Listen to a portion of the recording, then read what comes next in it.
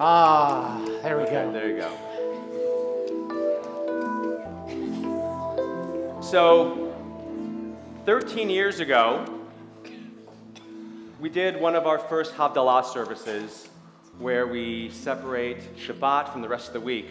And there's a photograph that was taken for the now defunct newspaper called More San Pedro. It doesn't exist anymore, right? More San Pedro? Yeah. It was a newspaper, like, you know, you actually like read it like this, okay?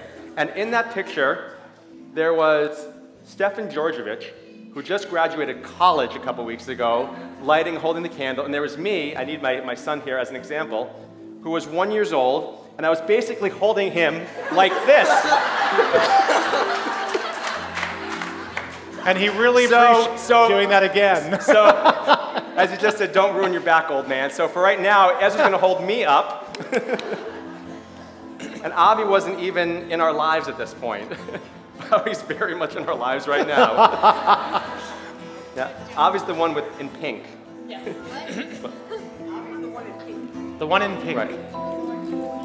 And so 13 years ago, some of these children who are on this beamer right now to help us with Havdalah, they were just very small children. We see how they have grown and matured into the fine young men and women that they are, and they continue to become.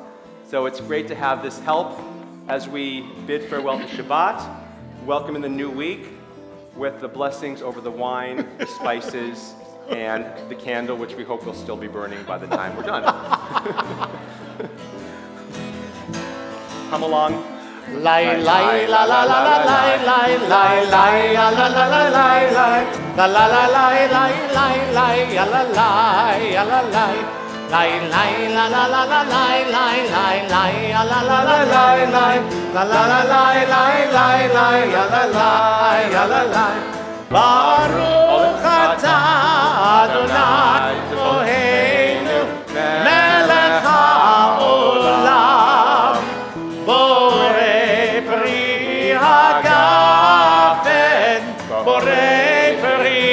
Hagafen Yai lai la la la la lai lai la lai ya la la la lai lai ya la lai lai lai lai ya la la A blessing over the spices. Lai la la la la lai lai lai lai la la la la lai lai la la la lai lai lai lai ya la lai ya la lai Baruch atah Adonai Eloheinu melech haolam borei minei besamim borei minei besamim borei minei besamim lai lai la la la la lai lai lai la la la lai lai la la lai lai lai lai la la lai la lai Lai lai la la la lai lai la lai la la la lai lai la la la lai lai lai lai la la lai la lai Baruch atah Adonai Eloheinu melech haolam borei meorei ha'esh borei meorei ha'esh Lai lai la la la la lai lai lai lai la la la la lai lai la la la lai lai lai lai la la lai la la lai Baruch atah Adonai Eloheinu melech haolam hamavdil ben kodesh lechol hamavdil ben kodesh lechol ben or lechoshech ben or lechoshech ben Yisrael amim Ben Yisrael ben Yom HaShvi'i ben Yom HaShvi'i לששת ימי המעשה ששת ימי המעשה ברוך אתה אדוני ברוך אתה אדוני המבדיל בין קודש לחול המבדיל בין קודש לחול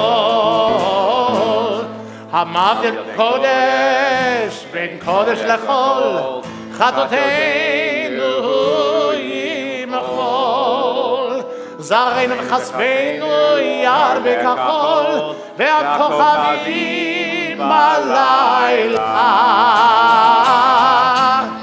שבוע טוב שבוע טוב שבוע טוב שבוע טוב שבוע טוב שבוע טוב Shavua Tov, Shavua Tov. A good week, a week of peace. May gladness reign and joy increase. A good week, a week of peace. May gladness reign and joy increase.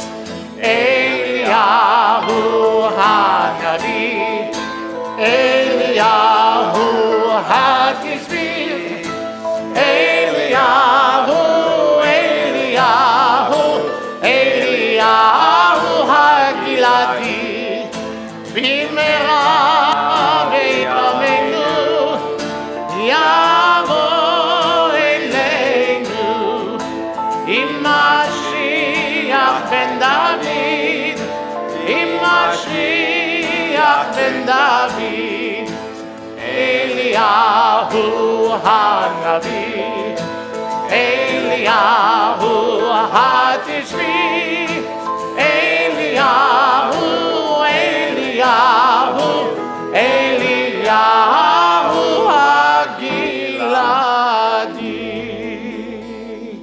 Shavua Tov. Shavua Tov. A good week to all. All right. And now that we're in the new week, I guess that irreverence can begin. Is that right? I'm not sure. I think something's Okay. going to begin. Let me get the lights on, though. Okay.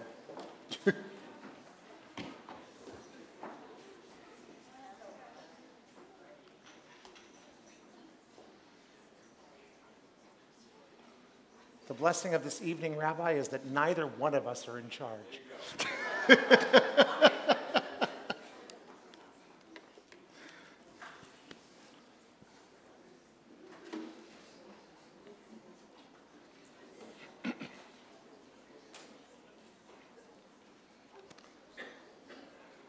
And a hush fell over the crowd.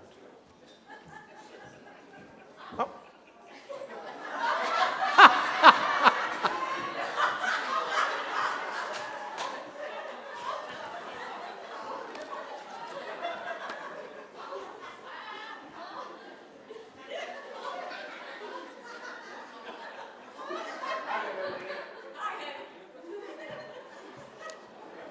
You look vaguely familiar. Ladies and gentlemen, welcome to a special evening for our Temple Bethel congregation. As we pay tribute to two extraordinary people, we are truly grateful to have all of you here with us tonight. For 95 years, TBE is proud of our open arms community of family and friends who operate as a true team. A few of the greatest gifts you can receive in life are a person's time, love, leadership, and true friendship. Rabbi Chuck Briskin and educator Debi Rowe have given us these blessings and much, much more over the past 13 and 30 years, respectively. Through the best times, through the tough times, and in between, they have been pillars of strength for multiple generations of families and supported all that we hold so dear. We are eternally grateful for these gifts, their dedication to all of us, and our home here at Temple Bethel. Tonight, we are here to give them our time, our love, our support, and acknowledge their amazing contributions. Here are a few fun facts about Rabbi, if I may. David, Yes. did you know that thanks to Elliot Swartz, who has a party crashers-like mentality, I know that mentality. Rabbi personally met some huge sports stars such as Mike Tyson, Jerry Rice, Tommy Lasorda, Dr. J, Jerry West, and Muhammad Ali. Also, Penny Marshall, President Vicente Fox, and the most interesting man in the world, which I personally think is you. Thank you, sir. As a teenager, he met Michael Jordan, Larry Bird, Magic Johnson, all Hall of Famers, all part of the historic 1992 Olympic Dream Team. I've seen the autographs myself. More impressive than that are his vintage signatures from Abraham, Joseph, and Ruth. And I don't mean Lincoln, DiMaggio, and the Babe. Avraham and Yosef, huh? I don't think those are too authentic. Rabbi has visited 49 of 50 states, So he decided to move to the 50th later this month. Because Tramps like us, baby, we were born to run. In high school, did you know that Rabbi was the first ever counter employee at Boston Chicken, which became Boston Market? Rabbi did so well there that they offered to send him on a full ride scholarship to Boston Chicken Market University. And he had the opportunity to buy into the initial public stock offering. Get this, he passed on it due to the drop in food quality as they tried to try to expand. However, I think he just chickened out. Oh! In all seriousness, if I were Rabbi Briskin, I would be very proud of accomplishing so many goals over the past 13 years, including advancing the social justice advocacy and activism within our congregation, successfully leading our congregation through a rabbinic transition following Rabbi Leib's retirement, raising the profile of TBE locally within the South Bay as well as nationally within the URJ, instilled a level of institutional sophistication and higher quality systems of management that did not exist previously. Under the guidance of Sandy Goldstein, helped raise over $8.5 million during his tenure. And over the past dozen years, where most synagogues have had dramatic membership declines, Rabbi has helped us maintain a steady and stable congregation. Educator Debi Rowe was married here at Temple Bethel almost 30 years ago. Debi has mentored 11 Hebrew Union College interns as part of their Master of the Arts in Jewish Education. Almost half of them have gone on to become rabbi. One of Debi's favorite things to do is teach adults to read Hebrew. Some of these adults later chose to formally become bar bat mitzvah under her guidance. Debi co-authored a guide to small congregation religious schools with her father, Rabbi Lawrence Mayer. Debi authors Torah Ora Productions and has created several textbooks in Hebrew learning. Currently, Debi is working on a new project, Tefillah, Making Prayer Mine, alongside two of our own talented teen illustrators, Bailey Roberts and Alyssa Wagner. You know you're good when you see that your former students have grown up and stayed or come back to Temple Bethel. We currently have 10 students enrolled in our Torah school from 7 of us 1980s kids. 2 generations learning and being loved by Debi Rowe. Fact, Debi can chant Torah while making latkes from scratch. wait. And make paper mache stars of David with her toes all at the same time. Yep, sure can. Seen it? I've seen it. Yep.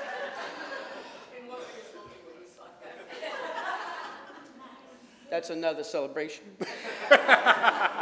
Debi has exactly 613 pair of the loudest tennis shoes you've ever seen, which makes perfect sense because her favorite album is the Beatles' Rubber Soul. Right? Another fun fact. When I heard in 1988 that Debi was marrying Alan, I called him out to the parking lot because he was going to ruin my marriage plans. But he never showed up. He was probably scared of me. Yes, Alan, I'm still not over it. We have a great evening planned for you tonight. I am Scott Allen. I am David Kirsch. And welcome.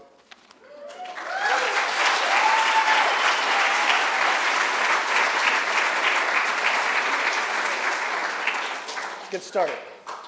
Please welcome another 1-2 punch of Temple Bethel, our co-presidents, Gail Schwartz and Eric Imley.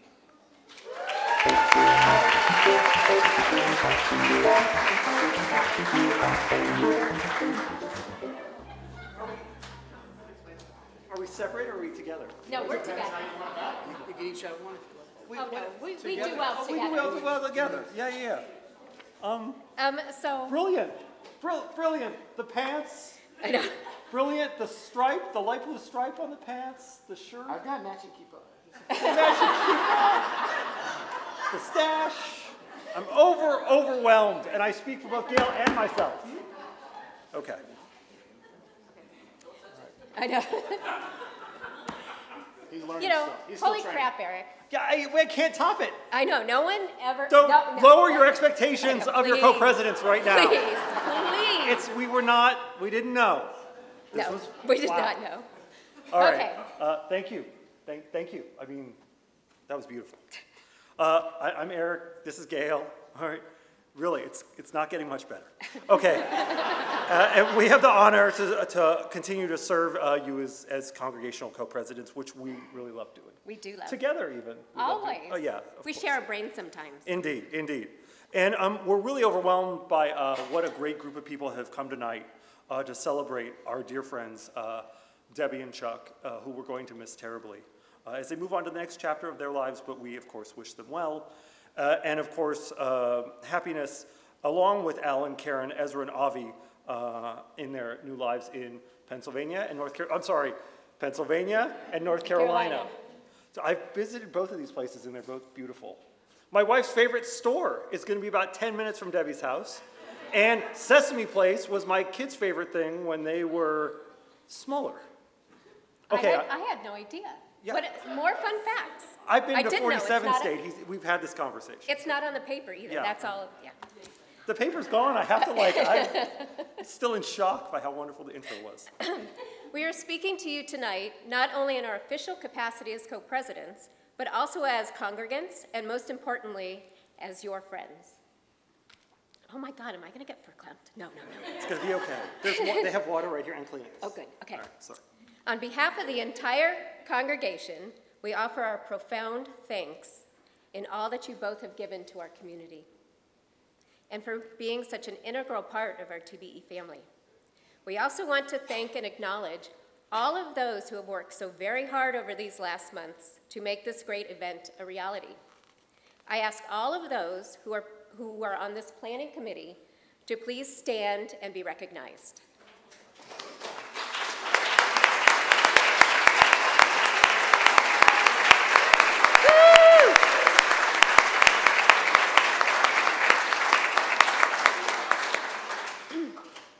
Over the next 20 minutes, no, we only have 10. Okay, we only have 10. We're going to keep you on schedule. Maybe. Maybe. Eric and I will share some personal memories, and then we will offer to both of you an acrostic of gratitude and thanks. Okay, so you all might not know this. Rabbinic transitions are this incredibly regimented process. It all starts with a phone call with Rabbi Jan Ophel, who lives in like Burbank, right? Like for the entire country, she's like local to us. So you start off with this phone call with Rabbi Ophel, and I think Gail and I had the same impression. This phone call is designed to make sure the president doesn't resign before the rabbi can. Yes, absolutely. And so it's about 20 minutes of like, so how are you guys feeling about this? Everything's going to be okay. So anyway, I wanted to share just a quick story from that phone call that I really think epitomizes Rabbi Briskin's time with us. Early in the phone call, Jan Ophel told us that it is rare for a rabbi like Chuck to spend 13 years at a single congregation. As we all know, he is a scholarly standout in the rabbinic community nationwide and is well regarded nationally for social justice work with the URJ's Religious Action Center. Rabbi Ophel said that for Rabbi Briskin to have stayed so long showed that this relationship between Rabbi and his congregation was very strong, that we had fed his intellectual and rabbinic hunger, and that he had in turn fed our need for spiritual leadership, life guidance, and most importantly, friendship. Which all the presidents have come to us in the past recent weeks, that when they knew we were giving the speech and really made sure that we really made sure that everybody knew that, you know, he's been such a guide and such a friend to all of us, and we really do thank you for that, Rabbi Briskin. This symbiotic relationship was to be celebrated both for what we have received and also for what we have given. Rabbi Briskin, we thank you both for leading our congregation for the past 13 years, and giving us such wonderful rabbinic guidance. Thank you. All right, Debbie, I have you all beat. Debbie was my educator in 1980, I don't think she wants me to say, before she came to Temple Bethel. And I guess I'm dating myself more than I'm dating Debbie. Sorry. Right. All right, yeah, all right. Pulling back. Okay, all of our kids know and love Debbie. From my youngest, Abby, who's 9, to Gail's son, BJ, who's 40, and so many more. She has shaped the religious educations, their sense of ethics and that come from Jewish values, and their connection to our tradition. This really wasn't made clear to me, though, until I was in a car ride with Abby and Rebecca, who is Gail's daughter, a couple of months ago. Abby and Rebecca were talking about how TBE's existence had given so much direction and ethical guidance towards their Jewish living, and what a vibrant experience they both had had. And I was amazed by how Abby was equally fascinated and with Rebecca at how their experience that was 15 years apart was changed their lives in such a wonderful way, and how they both had really enjoyed their time here and how it had really helped with their direction. And in its experience, I've heard many recount over the time that we've been here about Debi's educational philosophies and her ability to execute them. So we really thank you for that, Debi, and also how you've brought Tikkun Olam to our community. So thank you very much. We'll be forever grateful. And I would now like to turn the microphone over to Gail to share some of her personal words. Excellent. Thank you, thank you, thank you. No, thank Thank you. you, thank you, thank you. Okay. The pants I still want to get on. Rabbi Chuck, I remember when you first started with us, those 13 years ago. Rabbi Leib was retiring, and you as an early career rabbi had to take on the enormous task of helping us say goodbye to our beloved rabbi of 34 years. No small feat. We would say that you had large shoes to fill, but since Rabbi Leib was of about the same stature, maybe the shoe size wasn't so much different. You conducted a very special service for our congregation with care, sensitivity, and thoughtfulness. Now that I look back, this was for us just the beginning of your very special ability to bring comfort and joy when we most need it. I am going to get verklempt. You and my husband, Elliot, quickly became friends as you were both displaced Bostonians living in Southern California. I won't go into details as I have some insider information that Elliot may have a word or two to say on that subject. I have many fond memories of our time together at Camp Newman. You were in faculty, and Elliot and I were serving on the board of advisors. There were those memorable afternoon junk food fests you hosted for our kids at camp in the living room of your tiny and so very rustic faculty cabin. And actually, Elliot and I had the privilege of staying in one of those this last summer, and tiny and rustic doesn't do justice. What? And I was in the good one, that's right.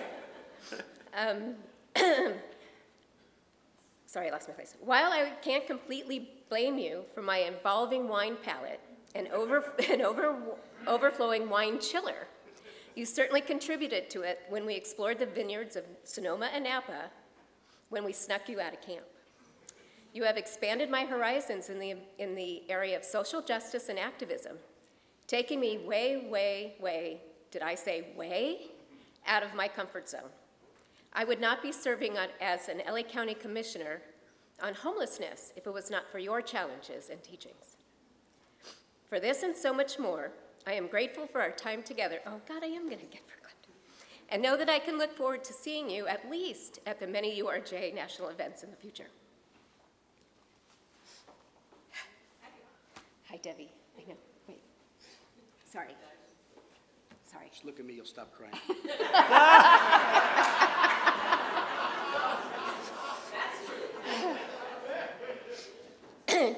Debi, how can I summarize our 30 years?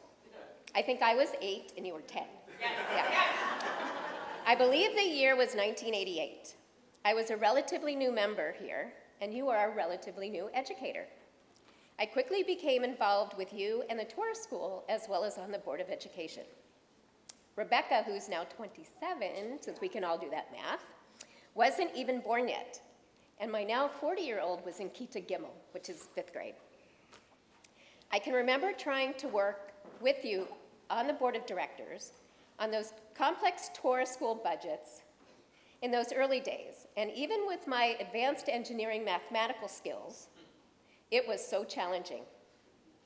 One meeting in Susan Goldstein's living room, I taught you the theory of calculation estimation by just dealing with the deltas.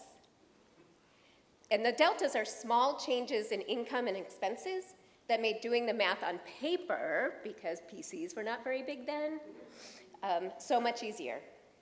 I studied with you and Linda Shulkin of blessed memory for adult Benot mitzvah class before enduring my pregnancy. I know, presidency kind of fills my life these days, but I was pregnant with Rebecca, and for the several months following. You and Linda came to my living room to continue our studies, oh God, as I was unable to really get out of the house with a brand new baby. Those many, many hours working with you and the rest of the faculty on Torah School Camp Weekend programming was absolutely amazing. You even let me sneak contraband saltine crackers into my room the year I was newly pregnant with Rebecca, and taking food into your cabins was absolutely forbidden. It was during those weekends when we started referring to each other as Mizzy. Mizzy Debi, Mizzy Gail, Mizzy Jane, who I'm seeing here somewhere tonight. There you are, Mizzy Jane. And now with Mizzy Carey and Mizzy Shodi. We played jacks late at night on the Hader Ohel floor. We smuggled a coffee maker on camp so we could have real coffee. And then there was the coyote howling incident with Morah Sharon. Oh yeah, the kids, so we were up in the Hollywood Hills, and the full moon, the coyotes were howling, and the students absolutely believed that we faked it. And it was real coyotes, and for years, the students would come up to us trying to get us to confess they weren't real coyotes, but they really were. I don't think we ever did Shmirah after that. It was kind of scary. No. I learned to speak the language of Debi, where we can say things without finishing sentences or using incoherent phrases and completely understanding one another. You still kvel, I can say that right, each time I conjugate a Hebrew word properly or ask you some detailed grammar point. I'm still amazed at those amazing special moments that we have personally identified as goosebump moments. You and Alan are our foodie buddies. We've exchanged recipes, we've gone to restaurants, we've had many meals together. Your recipe for gazpacho is the absolute best and the one that is so easy to follow. To use your words, you just throw a few things together and boom, it's done. So many memories, but so little time. Debi, I will always be thankful to you for being my teacher and my friend. Sorry. Yeah, I hope it's your part. Yeah, fantastic. It's my part. I was going to give a, great. Okay, back to togetherness. As co-president of this congregation, we would like to offer you both a small token of our appreciation for all that you are, and all that love and energy that you see now I'm getting. So that love and energy that you have given to this entire community. An acrostic of gratitude and thanks. I'm first, yeah, okay. So A is for able and willing to take us on. B is for bravery you show to push us to explore. C is for your caring ways. And E is for being erudite. F is for the fabulous friends that you are. G is for graciousness. H is for your helpfulness in a Honda sort of way. I is for your insight. J is for the jokes that you share. K is for the kindness in your heart. L is for the laughter you so willingly bring. M is for the memories you curate. N is for the newness of thoughts.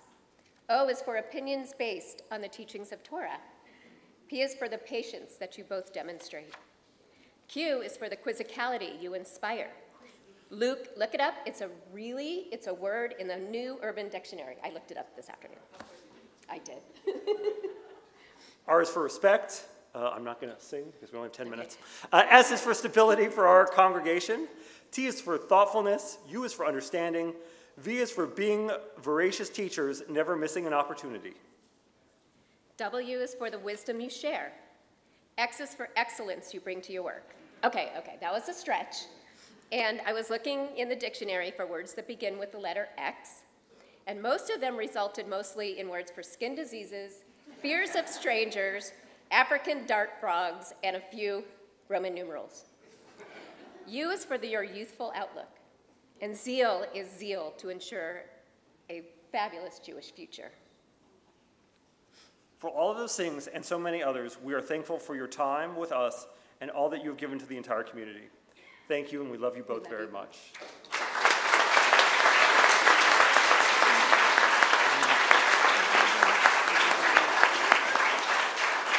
Thank you, Dave. Yay.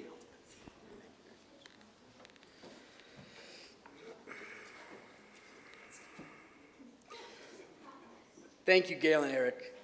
A, I'd like a little more air. B, I'd like a drink eventually. And C, we're missing our disco party, all right?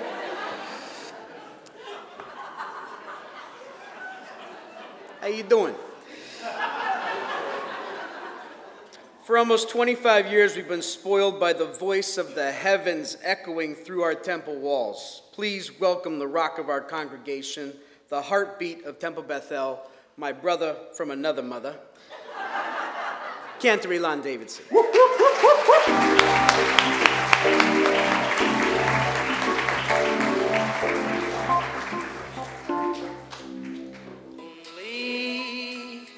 I'm Mr. Lonely. I have no but. Couldn't resist. I just couldn't resist. So it is truly an honor to have worked with these two professionals and to have spent these last 13 years with you, Chuck, and these last 24 years with Debi, because I've gotten to be a part of that.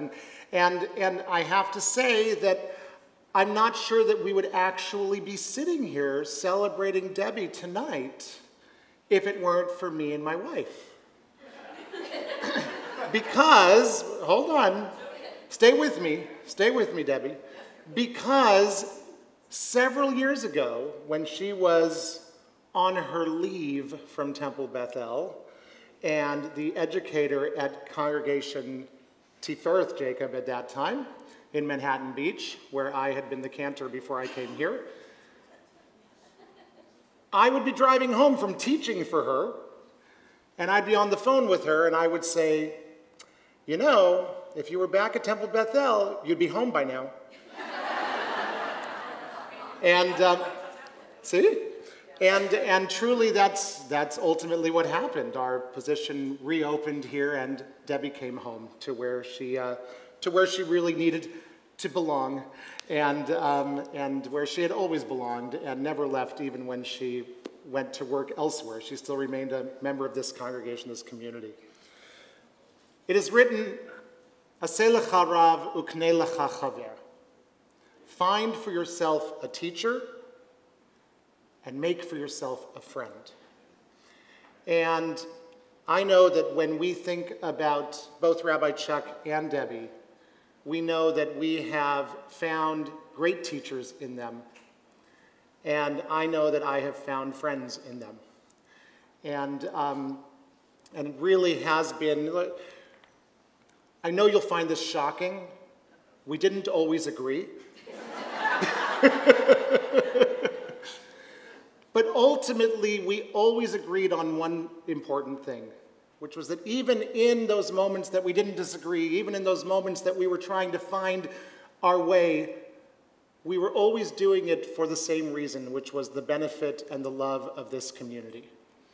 And through that grew a great deal of respect and a great deal of love and a great deal of friendship. We are so blessed to have been taught by you, Chuck, and to have been able to grow with you. And really, I'm going to get to Debbie in a second. I keep looking over there, but I'm going to get to her in a second. And really to be able to see you off in this manner with this incredible crowd, this is such a blessing. And really, I hope you realize what an honor it is for all of us to be here to send you and your family off to your new endeavors back east. I know that your parents are sitting here and are thrilled because while I was talking to your mom last night and she said, you know, it was a 6.5-hour flight to get here. Now it's a 6.5-hour train ride. So, however, the train stations are a little bit easier to handle than the airports. And obviously, watching our children grow up together has been such a precious gift. And the relationships that they have, Ezra and Jordan and Avi and Zoe, who, God help us all.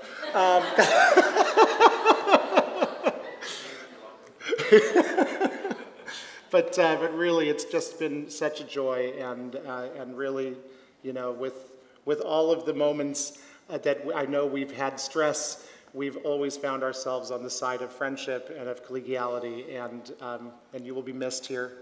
And thank you for leaving us in a very fine position, so that we can continue to move upward and forward. And for you and your family, I know that where you are going, they are very lucky to have you. And certainly, if your new cantor has any questions, give her my phone number.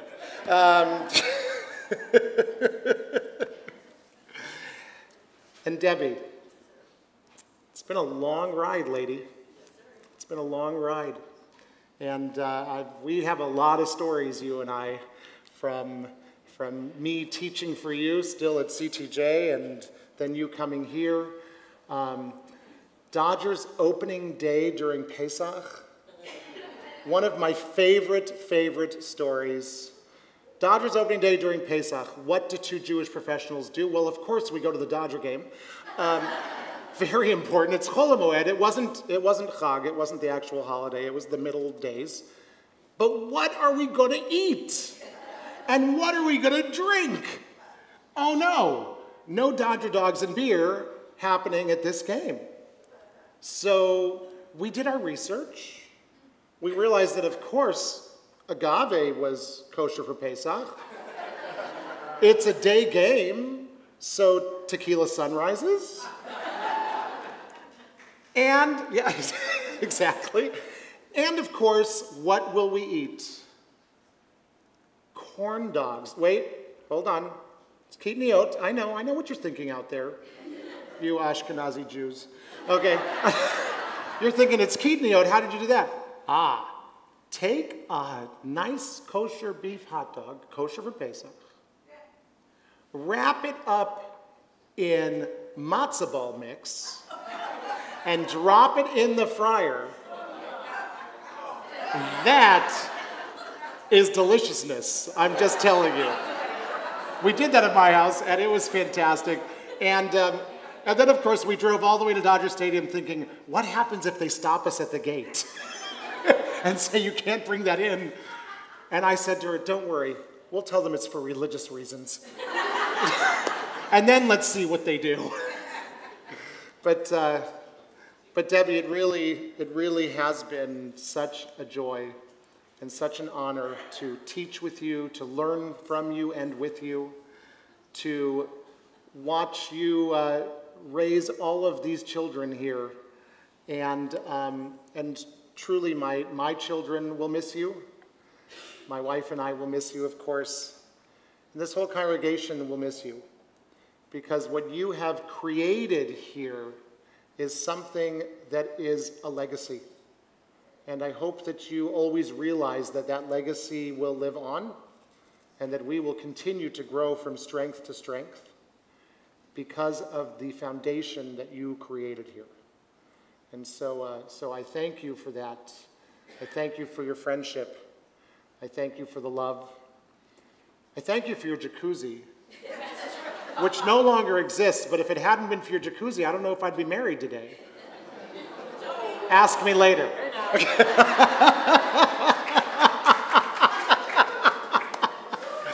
But listen, and Alan, of course, you know, Alan and Karen, you know, we're talking to Chuck and Debbie so much, but your presence will also be missed here. And Alan, all the foodie nights that you and I had to talk, and all the technology that we talked about. And Debbie used to look at me and she would say, you know, he doesn't talk that much with other people. But Alan and I had a great time all the time talking about new technology and food, always food. There were lots of good food things. I still have all those old food magazines that you gave me, and thank God I've got those, because sometimes when I just need to know the 42 ways to make a turkey, I know I've got it right there in my library. And Karen, your work here with building our Ongei Shabbat for Family Shabbat and really getting the parents involved with that, and chasing after your children, which was always, I always thought that was probably the best exercise that anybody could possibly have, especially once Avi came along. Whew, okay. But really, it's we're going to miss you as well. We wish for both of your families. We wish that you go from strength to strength, and that you know nothing but blessings ahead of you as you move on to your new communities and your new congregations. And if they give you any hassle, you give me a call, because I'll give them a word or two. All right. Thank you both so much. Thank you to both your families.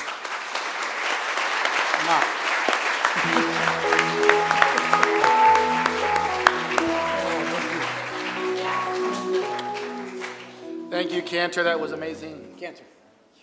I think that was about 15 minutes, 20 minutes on a 5-minute set. Good job. Oh, don't worry about it.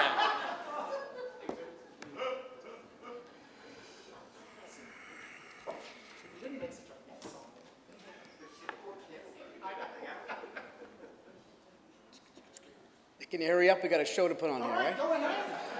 Seriously, we're by the hour. Listen, me moving around the beam, I never stopped him from continuing. Why should it stop you? Okay. This next TB legend is part of the Boston Connection. This entrepreneur and mentor has served as our past TB president, is the current champion of Top Chef Earth, Universe, and Solar System. Seriously, this chef has been on a roll for years. A Kaiser roll. Please welcome Mr. Elliot Swartz.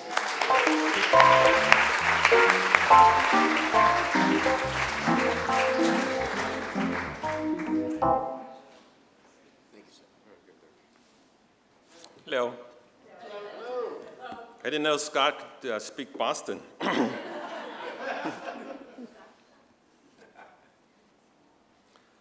I'm honored to be asked to say a few words, toasting or roasting Rabbi Chuck. Why'd you say, oh? Being a chef, it was an easy choice. A roast is so much more delicious than just a toast. So with that in mind, what many of you might not know is Rabbi Chuck and I don't always see eye to eye. And I'm not talking about his height. Karen's smiling over here, okay? Yes, we both love our Red Sox and Patriots and have fond but disappointing memories of attending the Super Bowl together. You see, I had this grand vision that bringing my rabbi, who was originally from Boston, would somehow ensure a Boston victory. But sadly, he failed me. And our beloved Patriots, as they lost once more to the dreaded Giants. Michael Strahan of the Giants fame later would ask me, have you ever thought about changing rabbis?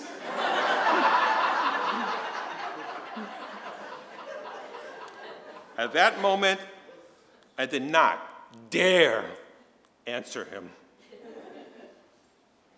Having lived in LA for so long, and the Celtics being such a poor team for so many years, I started to go to Laker games with Chuck. He in his vintage John Havlicek green jersey, and me in my Kobe purple and gold jersey. Both of us trying not to get beat up, as the boos were mostly directed at me for hanging with this guy. During a charity event with many sports celebrities, the legendary Paul Pierce from the Celtics was attending. Woo! Chuck was excited and asked me to take his picture with Pierce, which of course I gladly did.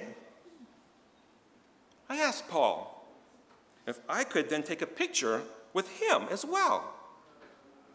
And Chuck shouted from the top of his lungs, "Hey, this guy is from Boston and he's a Laker fan." I'm like, what is he doing? Paul looked down, way down at Chuck, and graciously said, "Take it easy.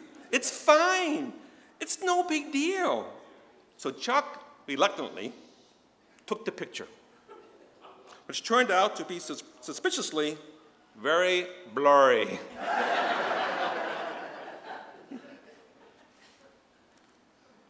I have been fortunate to have many personal stories hanging with Chuck, whether it's wine tasting in Napa, smoking cigars together at a secret location at camp, watching a game together on his phone at the back of the room at Temple. Not the services. One thing you should know, he is a gifted teacher, as I learned so many great new four-letter words when his team was losing.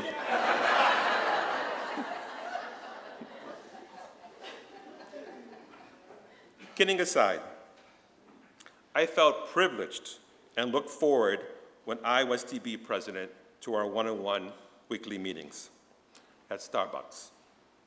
I figured we had around 150 or so.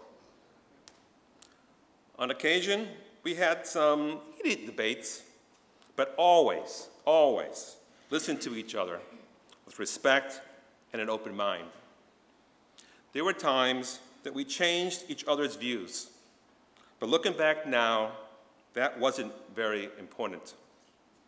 Because when we didn't, we acknowledged the other's opinion and valued the sincerity by which it was given.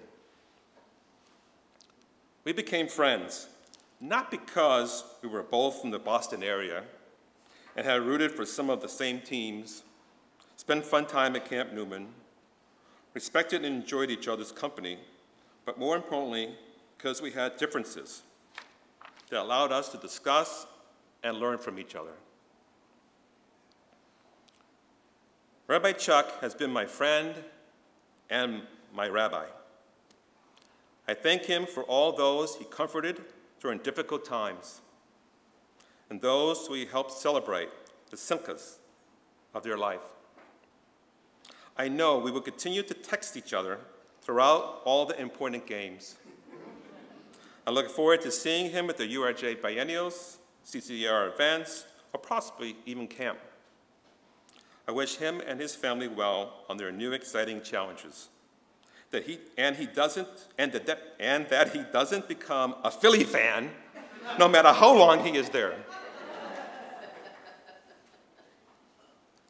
I would like to play you a recording of a phone call from Chuck. You should see his face right now. to me that I have saved on my phone since January 22nd, 2012.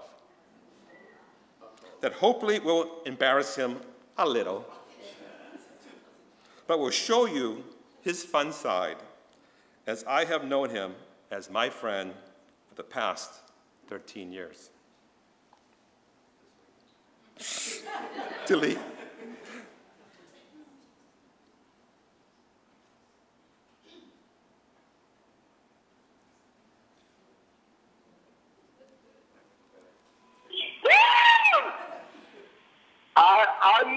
Oh my God, are you absolutely kidding me? He just shanked that 30, are you absolutely kidding me? Unbelievable. Un-effing believable. I can't believe you did that. That was unreal. Unreal. I am so stoked. Get a line, get some tickets. We're going to Indie, baby. All right, you can call me now. I'll talk to you later. Bye-bye.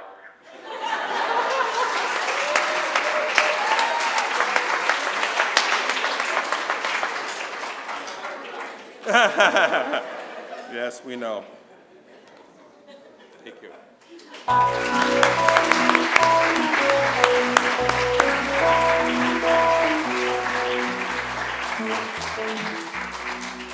Thank you, Elliot. Fantastic. When I was a teen, our youth group was called TASPI, Temple of San Pedro Youth. As you may imagine, I tortured our youth group leader to no end. Tonight, we'd like to welcome this unbelievable woman to the Bima. Put your hands together for the amazing Linda Belzer.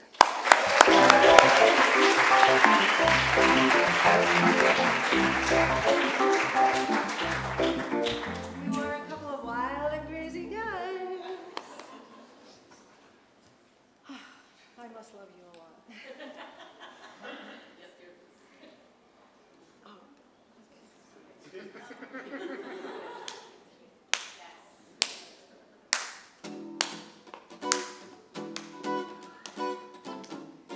Debbie, you're a joy to every girl and every boy. All the people that you meet say you are such a treat.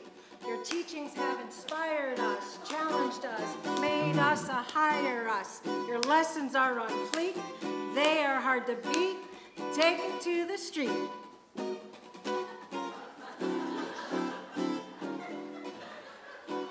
This rap song is for you. It's not long in rhyme, but in love and appreciation, it says you are sublime.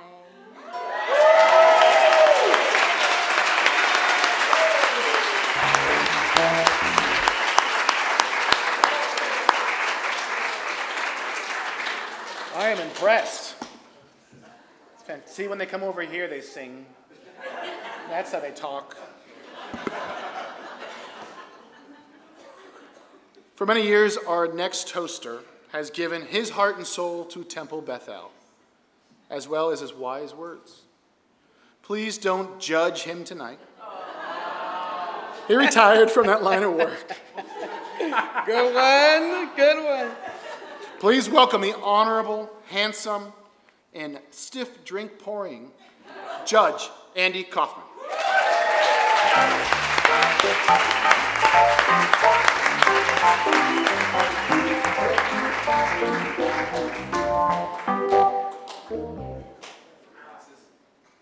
Bima glasses. As always, I will begin with a little story. A couple of weeks ago, my wife Ronnie and I were touring Plitvice Lakes National Park in central Croatia. It's a wonderland of lakes, streams, waterfalls, with lots of bridges and catwalks. Because it was so scenic and because my good friend Dr. Bob Fenton wanted me to text him photos of our trip on a daily basis if possible, I was taking pictures both with my regular camera, which I was then carrying in my left hand, and with my cell phone camera, which at that point was in my left front pants pocket, which I pulled out of my pocket as I needed to take a picture with it.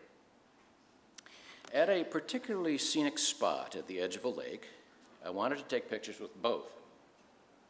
But I was having difficulty getting that cell phone out of my pocket. So I gave it a good yank, and it came out.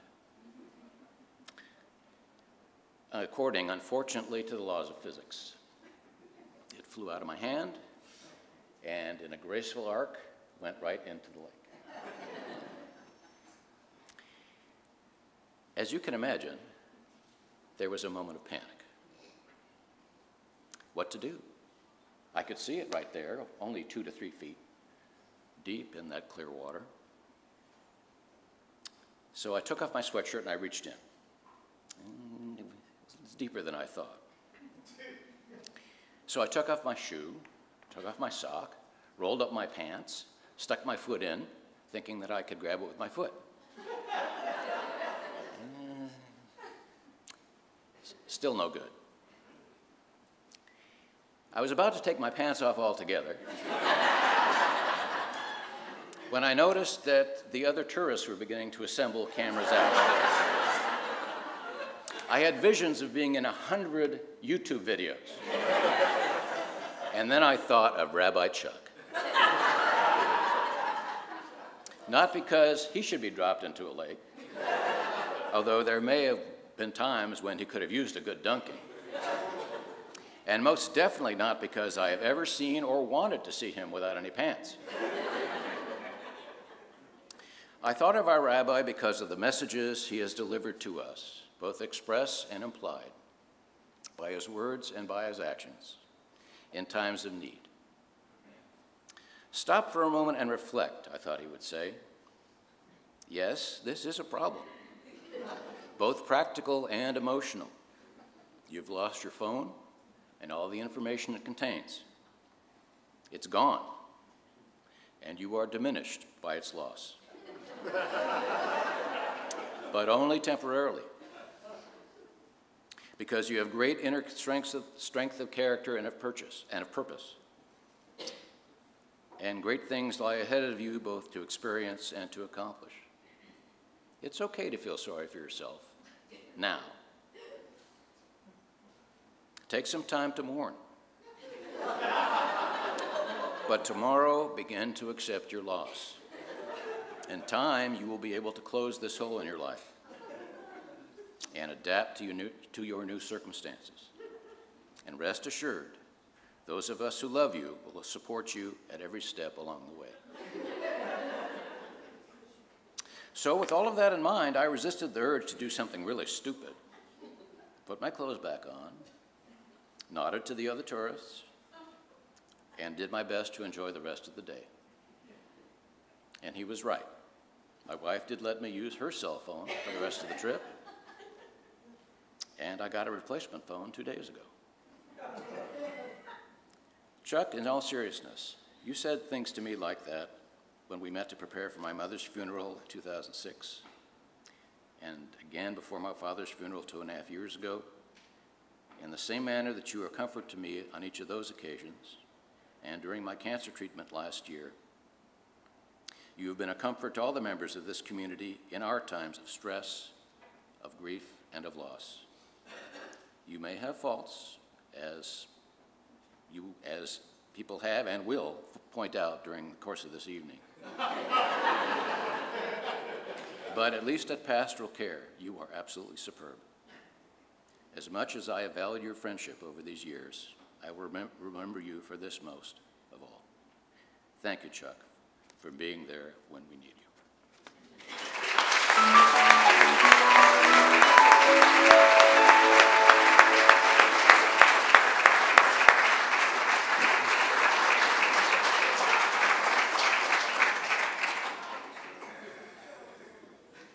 We really need a camera up here to take the picture of his face. He's getting tears. I want to go to the lake with him next time. You're number one, too. Thank you, Andy. You continue to amaze us. The next couple has 2 fantastic children, are part of the core of our congregation, and are 2 of the sweetest people that you'll ever know. Please welcome up Bill and Susan Brooks. I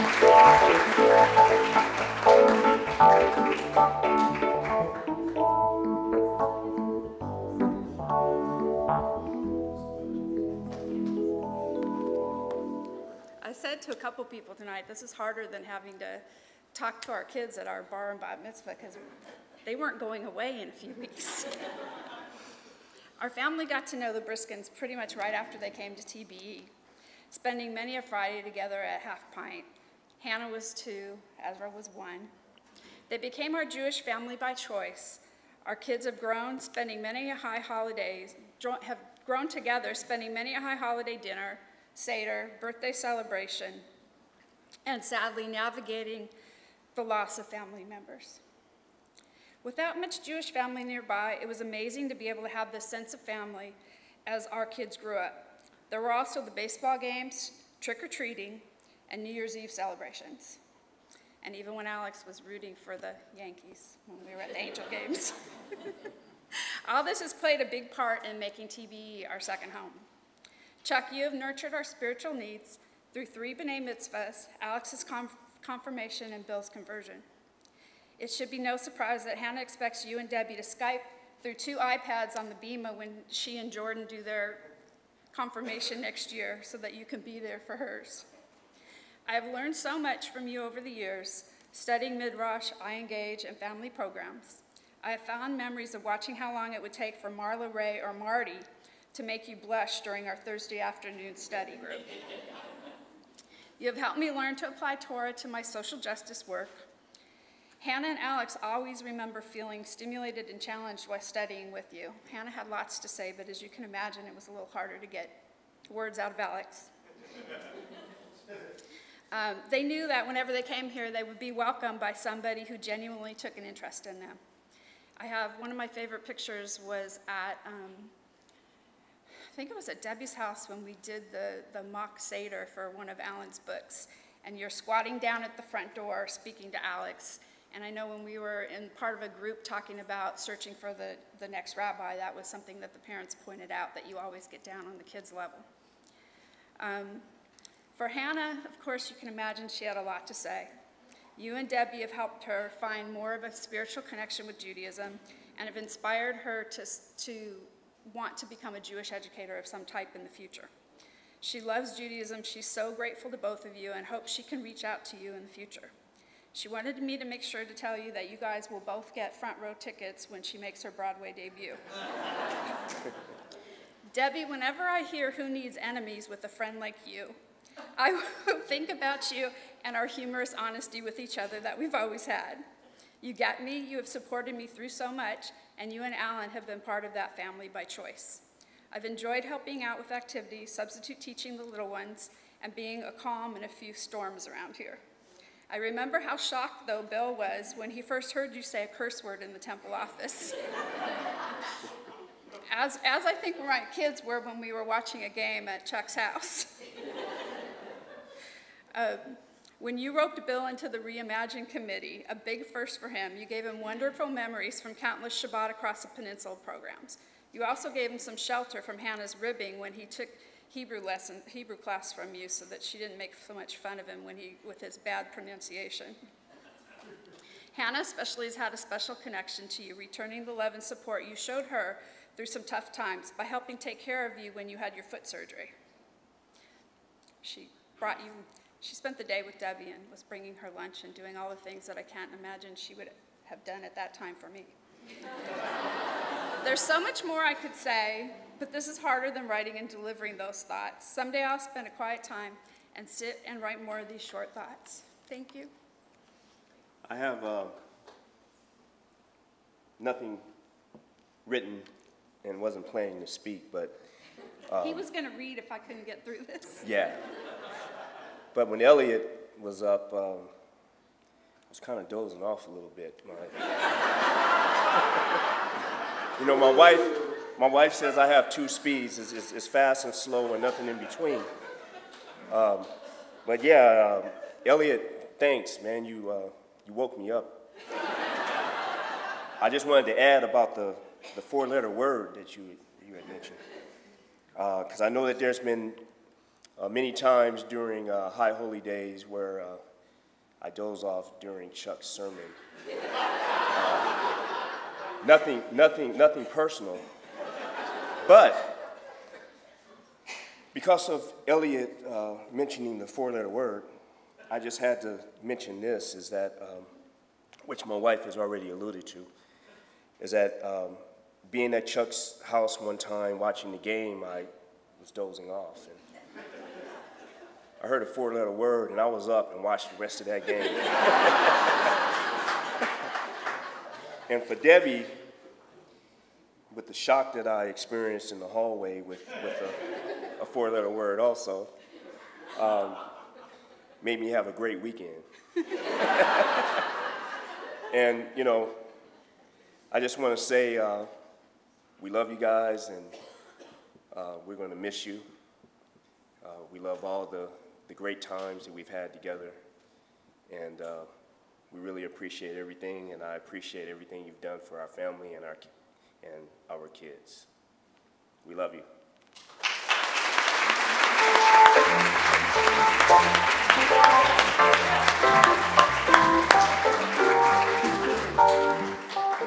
Thank you, Bill. Thank you, Susan.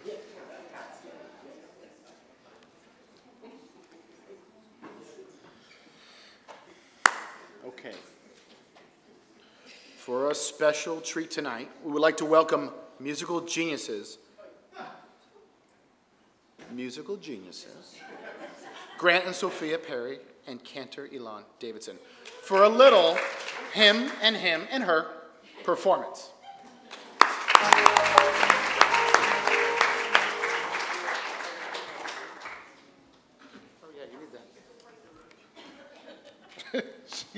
She's the best roadie around, by the way. Ever. Is that working? How come this one's so weak? I don't know. I'm having a conversation with myself in two microphones. Here, you take this one. Exactly. I'm old. We gotta bring this a little closer. I'm short. You are. It's true. Make it go. There you go. You know I'm not a technical person. Yeah. That's why you have soap. Where are you? You're in the middle? Did you guys hear that guitar? Yeah. This would be an awesome place for a great musical interlude right now. You know, it's fantastic. You're going to get us. All right. This one. Yeah, this one first. That first? Okay. Yeah, oh yeah, absolutely. Debbie, this one's for you. Oh. I just realized sitting out there that all these years I've had the pleasure of interacting with your and Elon's children. All these years. It's been awesome. No, this one is, you never know what a parody is going to turn out like. At least I never know what it's going to turn out like. We still don't know what it's going to turn out like. We don't, because we haven't sung this yet. But this one came out sweet, and I love you so much.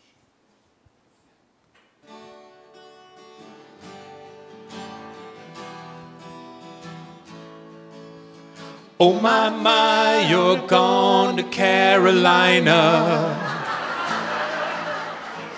I will miss your sunshine, and I'll miss the good times. You'll always be a dear friend of mine. I've known you all this time, and you're gone to Carolina. Oh my.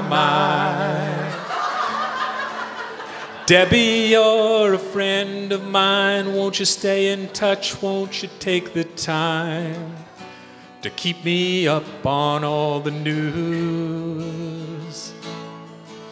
A single tear appearing, now I'm crying, ain't I? You're gone to Carolina, oh my. Time goes fast, but this I know, you gotta make it last, you gotta take it slow. Appreciate the ones that you love. The Memories are what we'll have, and I'm crying, ain't I? Gone to Carolina, oh my, my. Oh my, my, you're gone to Carolina. I will miss your sunshine, and I'll miss the good times. You'll always be a dear friend of mine. I've known you all this time, and you're gone to Carolina, oh my, my. Torah school and camping nights, we sing some songs, we light those lights. We help each other on our way. Our paths will cross again, my friends, and I'm crying, ain't I? Gone to Carolina, oh my, my. And with a holy sense of purpose you have taught me lessons that will last a lifetime through. And I wish that it could go on like this forever. But you must be leaving. Now you're up and gone to Carolina, oh my, my. Sing it with us. Oh my, my, you're gone to Carolina. I will miss your sunshine. I will miss your sunshine. I'll miss the good times. And I'll miss the good times. You'll always be a dear friend of mine. I've known you all this time. And you're gone to Carolina, oh my, my. Yes, you're gone to Carolina, oh my, my.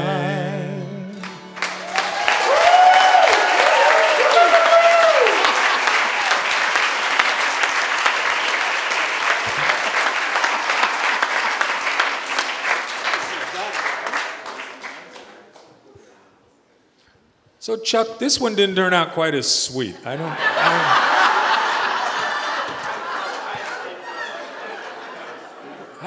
that thing go? I can be nice to someone every day, and well, they were just here, and yeah. But we hope you'll enjoy it.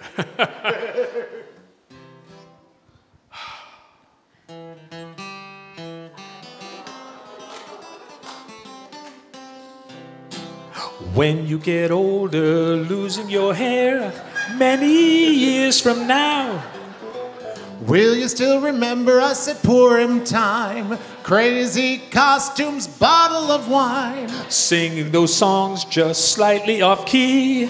Who could ask for more? Will you remember us TBE members when you're 64?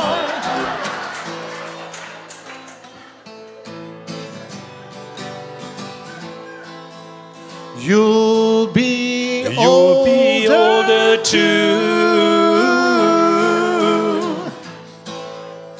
And if you say the word, we'll come pray with you. Lighting the candles, blessing the bread every Friday night. Singing Hashkevena with your kids around you. Sunday mornings teaching the Jews. Living the Torah, fixing the world. Who could ask for more? Will you remember us TBE members when you're 64? Every summer you would go to camp for a week or two, having so much fun.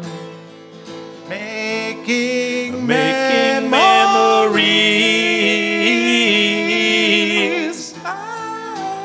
And as we say goodbye, Lehit Ra'ot to you.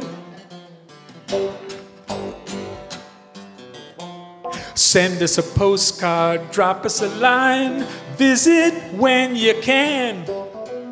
Pennsylvania isn't really far away. Come back to your home by the bay. Winters are cold there if you need a break. We won't lock the door. Will you remember us TBE members when you're 64?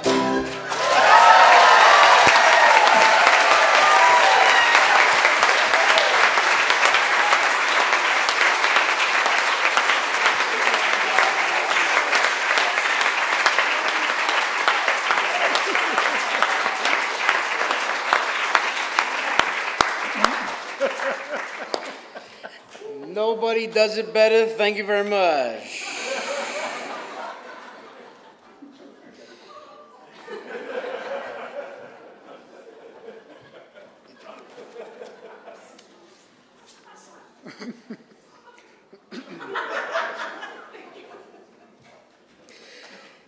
Next, we got grace tonight with a wonderful friend of Rabbi Chuck, a member of clergy. Please welcome the lovely Pastor Lisa Williams.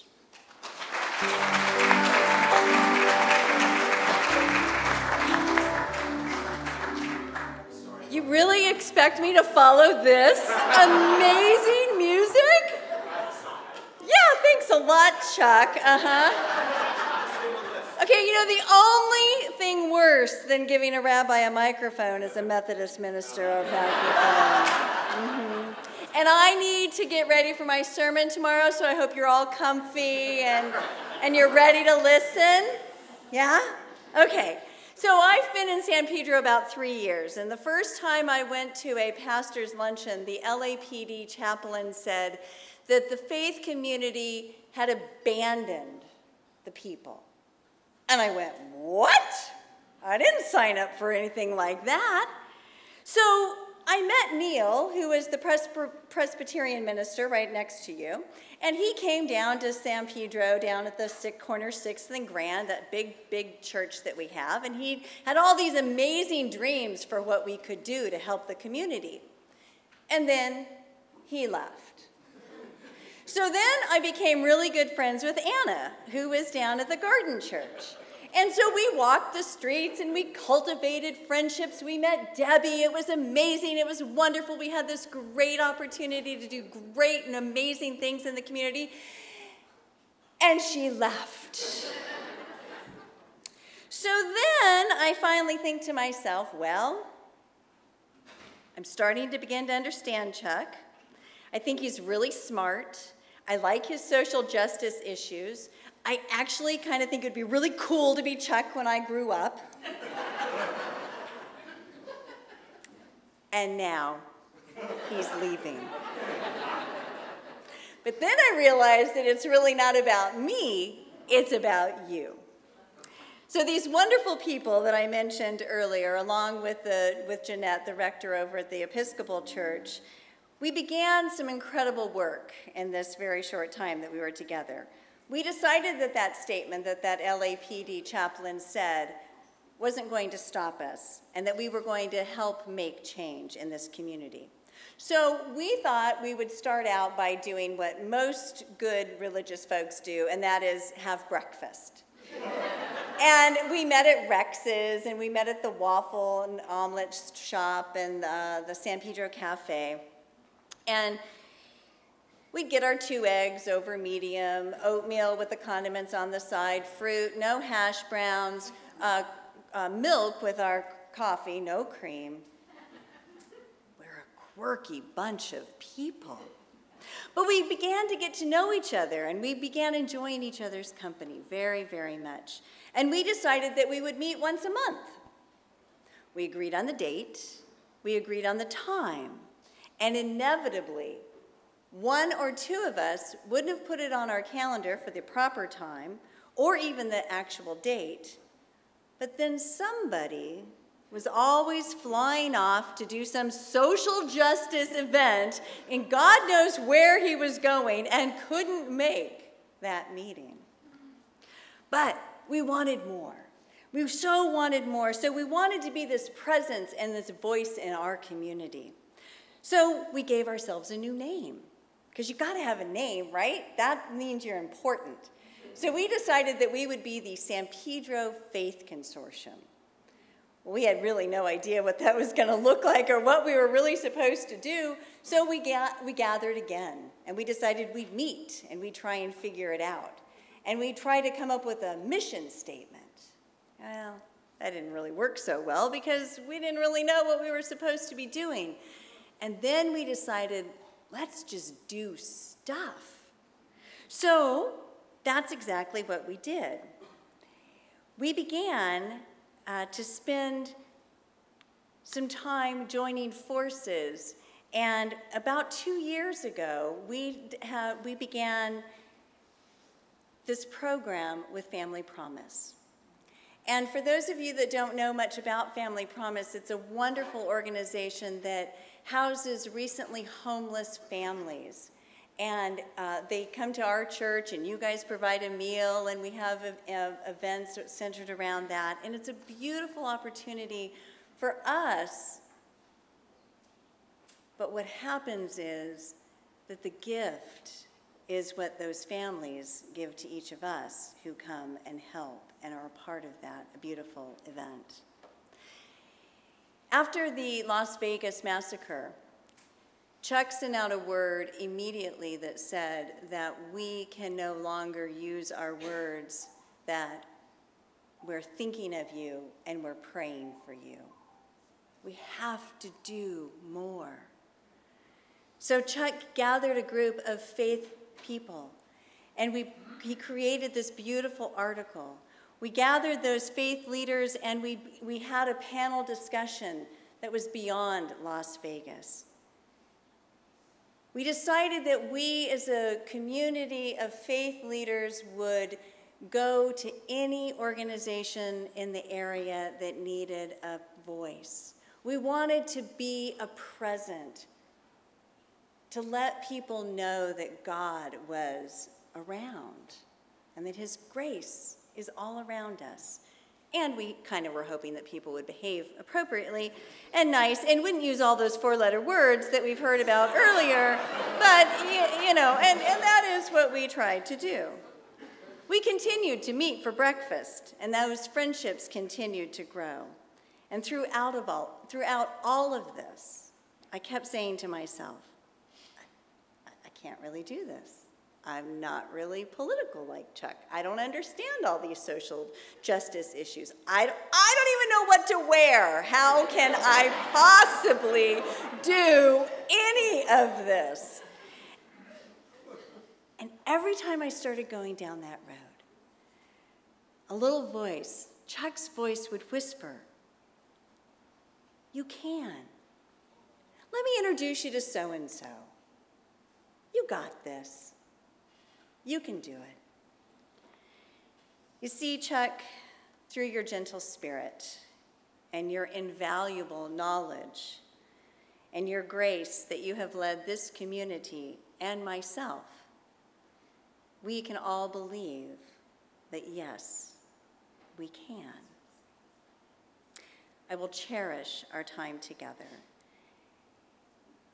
I'm still going to give you a hard time for leaving me, but when I thought that I can't, and you showed me that I can, I promise you that I will continue to carry out the good work that you have started in this community.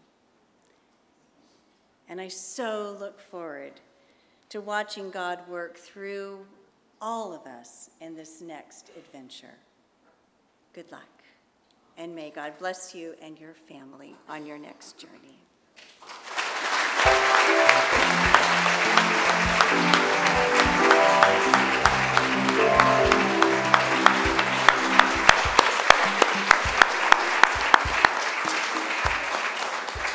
Thank you, Pastor Williams. Thank you, that was very beautiful.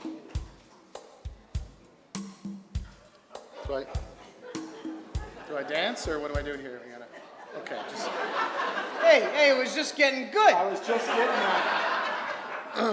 wow, that was, okay. It's getting better, don't worry. Okay, next we have two youth from TBE. Number one, we have the musically gifted and young member of our board of directors and soon to be a freshman at Dixon College in Carlisle, Pennsylvania. Next, the second one is a lovely, smart, talented, young rising star at TBE, currently attending Syracuse University. Please welcome Sophia Perry and Soretta Gladson.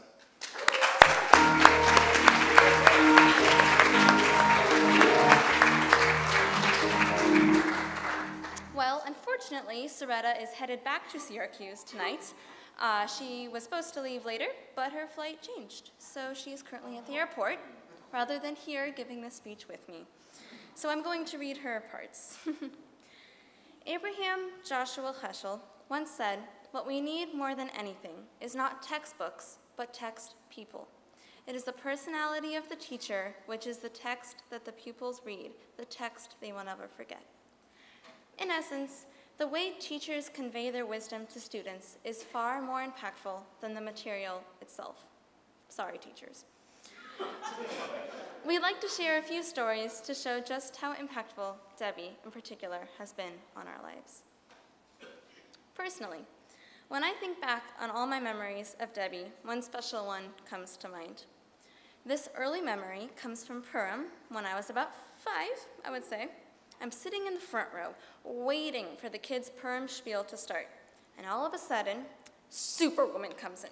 No, not the actor, the real one, Debi. I remember her running in with the cape, amazed that her alter ego was actually Superwoman. Well, I've grown up a little, but she's definitely proved this time and time again through her constant dedication and love for the temple. Soretta remembers this. A couple years back, I thought about being a religious educator.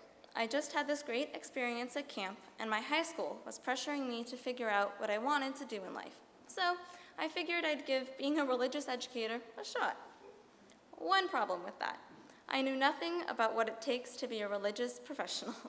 So one thing led to another, and my mom mentioned my newfound career aspirations to Debi, and Debi took me out to lunch. She took an hour and a half out of her day to talk to me about how to go about becoming a religious educator. And that's the type of person Debi is. She is always willing to find time to help others. She opens her house for candle making before Hanukkah, and she makes so much matzah almond roka before Passover. Debi, you are an inspiration to all, and we're going to miss you so, so much. This community is strong because of the passion that you have put into it. Together, we've learned about commitment and dedication from you, and we've grown from your love and encouragement. Ultimately, we thank you especially for the oodles and oodles of service you've dedicated to the temple. Most importantly, thank you for giving us the best recipe for matzah almond roka. Thank you.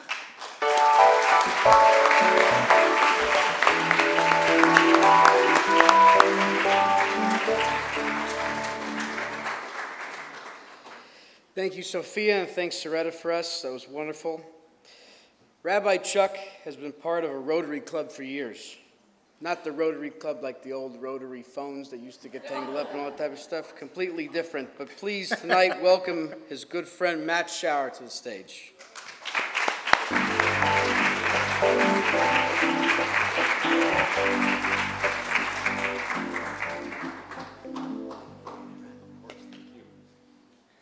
Good evening. Ooh, I am excited to be up here.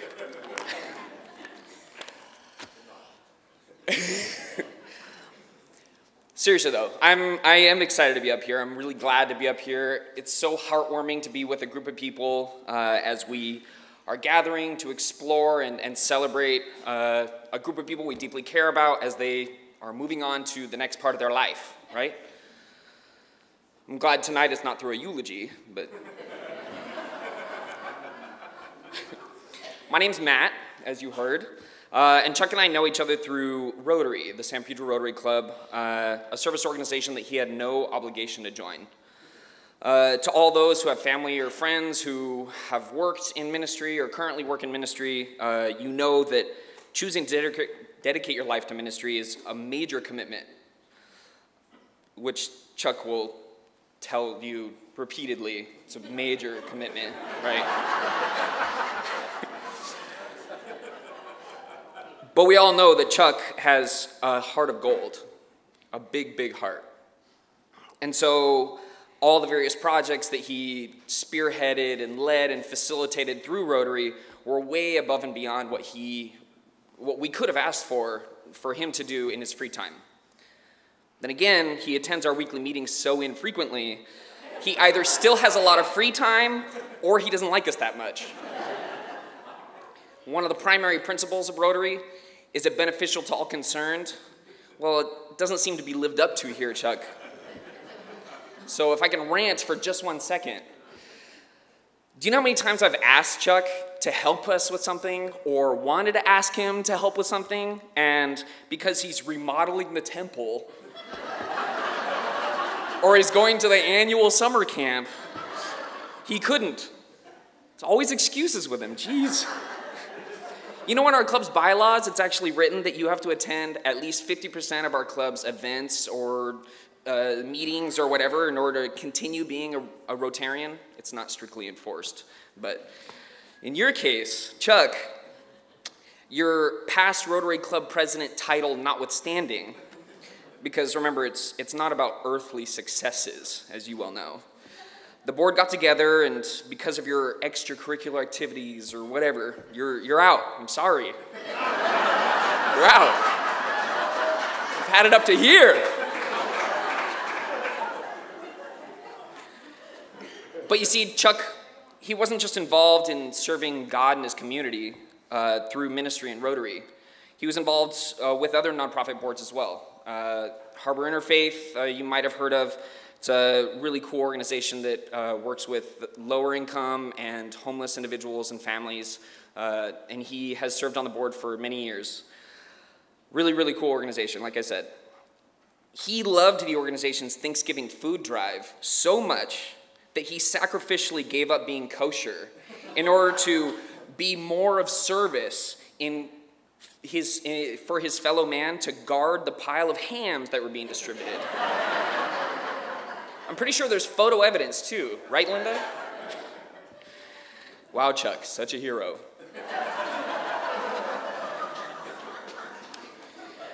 In all seriousness, though, Chuck is an incredibly kind and warm man that deeply cares about people, as we've heard throughout tonight, and will continue to hear. We know that by the way you listen, by the issues that you come to focus on and advocate for, and despite the annoyance, the way that when you walk into a restaurant or the Water Grand or pretty much anywhere else in San Pedro, we get interrupted like 5 times because people want to tell you, oh, tell Karen or Ezra or Avi to say hi, that I said hi. People, they don't actually care. Let me get my Chuck time on, okay? Jeez. I guess now that I think of it, though, that might be more a reflection of the San Pedro community than what it says about you, though. I don't know. Something to think about. Chuck, in the few short years that I've known you and worked with you, you have a gift. It's not height. It's not your choice in sports teams. Your gift is that you know what really matters. It's people. It's your family and your friends and your community. You genuinely love them. And even to a newbie member like me, when I joined Rotary in 2014, it was obvious that that's what drove you. You love the people around you and deeply care about what affects us. And your trips around the country with your sons to Super Bowls and whatever other event you were gallivanting to, you clearly don't aspire for worldly recognition. You simply want to love as deeply as you can the people that you most care about. And you don't find that frequently. So while I can't offer any words of wisdom to an incredible leader and mentor like you, I can say that everything that you're doing, keep doing it. We all love you and we'll definitely miss you. Best of luck.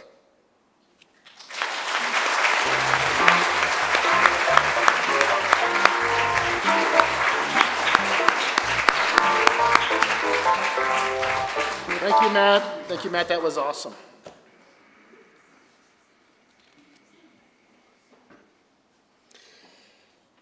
Earlier I mentioned those 1980s kids that are still here at Temple Bethel. Debi refers to them as the Fab Four. I refer to them as Donnie, Rachel, Goose, Please join me in welcoming three superb women that I love dearly. I call my great friends for over 35 years. Carrie Hernandez, Rachel Tu, and Donnie, I botched that one. What's your name again? Donnie Paquin.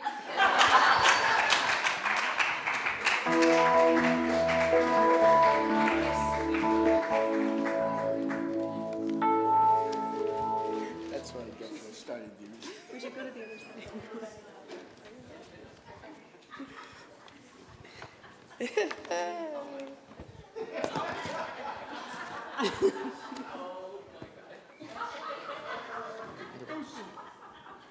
Hi, I'm Donnie Paquin, formerly known as Diane Paquin. Did you want to introduce yourself? Oh, Rachel too? Rachel Morris too? Oh, Jesus. Jerry, Gross, Jacobs, Hernandez, etc. Just pick one, it's cool. Scott Allen, nice to meet you. Nice to have everybody here tonight. At the annual meeting, we're about to go over the financial charts. So you may know us from our Temple Bulletin expose as the Fab Four, AKA B'nai Mitzvah class of 1988. 5748 was a great year, am I right? All right. So one of Debbie's many responsibilities has been certificate making. If you've had a celebration, a life cycle event, or a commemoration in the past 30 years, chances are Debbie made that certificate. So tonight, we'd like to turn the tables and pay tribute to Debbie with some certificates of her own. I'm going to turn this over to Rachel with our first certificate. I'm just kidding. I'm going to turn that over to Carrie. I'm going to turn it over to Rachel. I'm going to lead. All right. I'm going to be a leader.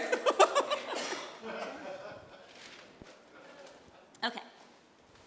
The first award is the Communication Award, which showcases Debbie's skillful ability to convey information and control a crowd. During any assembly, be it kids, parents, or the whole congregation, Debbie's signature opener is, "I will wait. I will wait."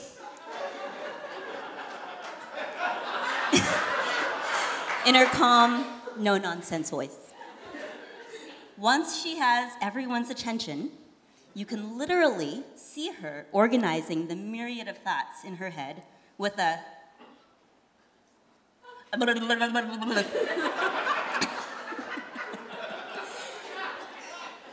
when she's finally telling us what she wants to say, and disaster strikes from across the room, perhaps it's Max Paquin charging to the bema, she exclaims, "God bless America and all the ships at sea. Dad, Max's dad, can you please check on your child? Cantor, this might be a good time for a song." So Debbie, we present to you the Communication Award for always knowing what to say and how to say it.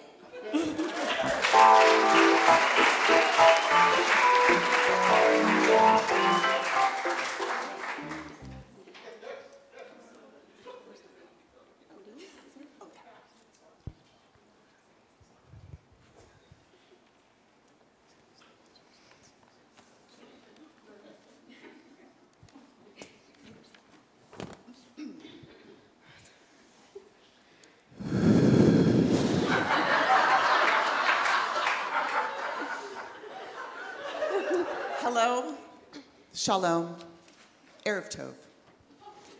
My name is Debi M. Rowe, and I am the Director of Education and Programs here at Temple Bethel. On Torah school days, you will find me at the front door, greeting every child as they come through the door. Kind of something like this.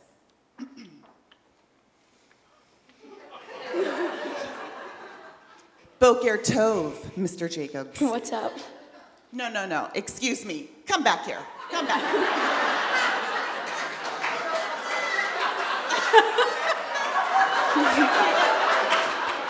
Look me in the eyes. In the eyes. Let's try this again. I said, Boker Tov, Mr. Jacobs. Boker or? Yishar Koach, Peytoni. Yishar Koach. Thank you. Excuse me, sir. Sir, what are those things on your feet? Flip. Oh, no. We don't wear those here at Temple Bethel. That is my rule. We don't wear open-toe shoes at Temple Bethel. Do I wear open-toe shoes at Temple Bethel? Look at my feet. No, ma'am. Look at how colorful they are. I have many different colors. All different colors. Sir.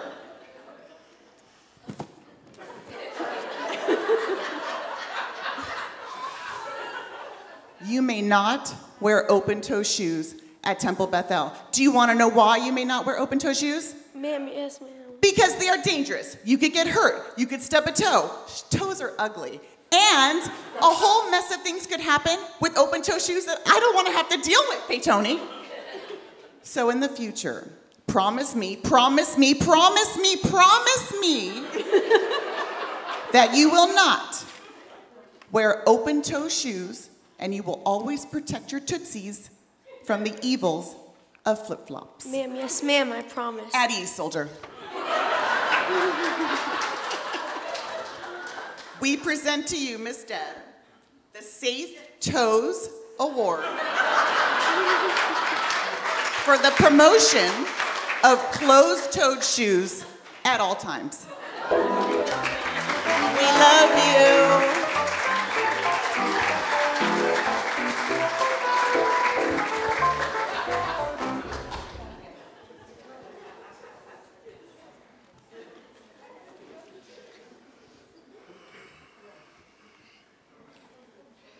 I have always looked up to Debi and her Torah teaching skills. In my youth, there were many times that I would find a nice quiet corner or a hidden private area in the temple to take some time to tutor.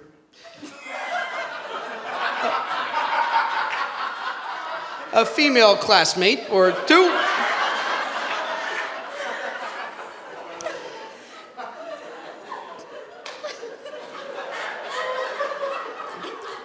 Those were the days. Debi never failed to find us and send us back to where we were supposed to be. No matter how clever I thought I was, the hall monitor had radar and sonar. Long before iPhone had a find my phone option, Debi already had a Find My Scott option. So thank you again, Teacher Debi, for your patrolling skills, throwing salt in my game, and keeping me in line. We would like to present you with this certificate of TBE Hall Monitor, AKA Salt in My Game, for excellence in both patrolling, admonishing any funny business, or rogue teaching on temple grounds.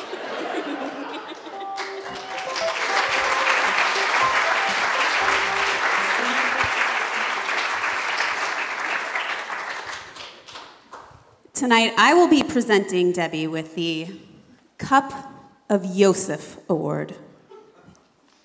If you've been to Torah school, you're familiar with the coffee in the foyer. Debi is always sure to remind you that it's there and that it's real coffee. You may also notice that she is never seen touching that coffee. Instead, she can be seen with her most prized fashion accessory, her Starbucks cup.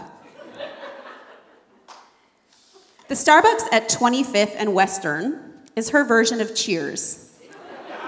They know her name, they know her drink, she has a favorite barista, and as all Gold Star members know, You order through your app and you never wait in line. Her dedication and loyalty to Starbucks is only surpassed by her dedication and loyalty to the kids and families here at TBE. May North Carolina bring you friendly baristas and strong, strong cups of coffee. Oh, sorry. Cup of Yosef. Sorry, the Cup of Yosef Award for excellence in consistently and reliably having a Starbucks coffee always glued to her hand all day, every day.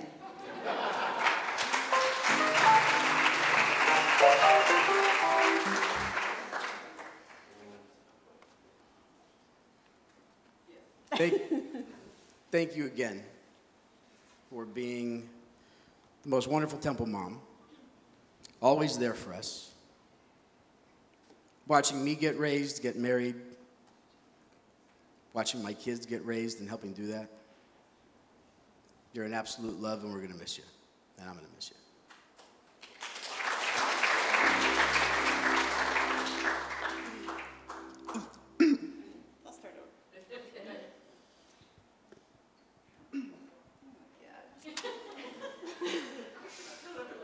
I know. You are an incredible teacher. You are wonderful with the kids at Torah School. Every single student who's ever worked with you one-on-one has loved their time with you. Both Cole and Peyton have told me many a times that you are so much fun and that they love working with you in the classroom.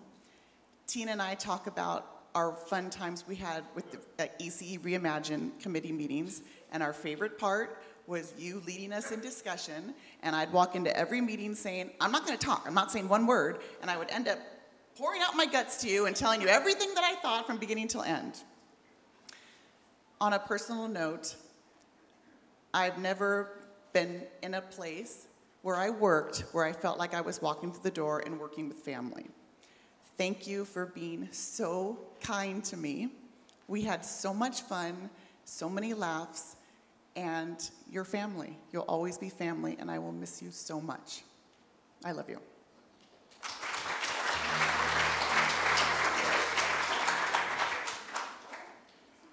Debbie, you are the repository of our memories. Once you're not here, nobody will remember us like you. And although I left for 18 years before returning to Temple Bethel, when I see you and my children, I make sure to greet you with hugs and kindness. You remind me of the things I did as a madricha at 15 years old, my first job. And I am reminded of how essential you have been to the core of my temple experience. I love you so much. I'm going to miss you.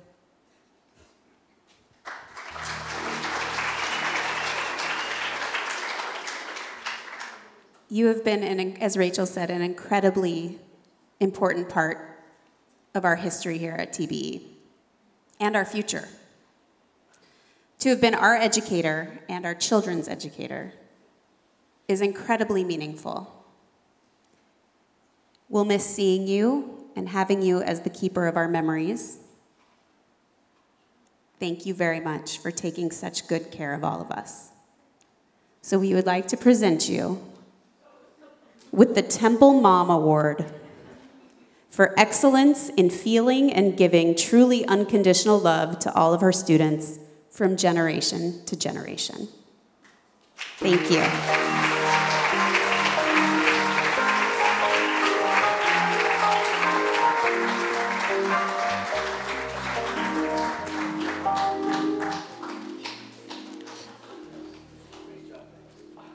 That was fantastic.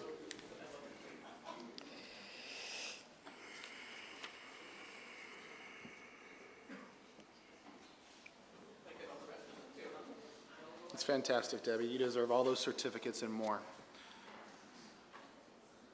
Tonight, we would like to acknowledge a man who has done so much for Temple Bethel over the past 30 years, behind the scenes. To honor his generosity and service to our congregation, please welcome Rabbi Chuck Briskin for a tribute of Mr. Alan Rowe. I'm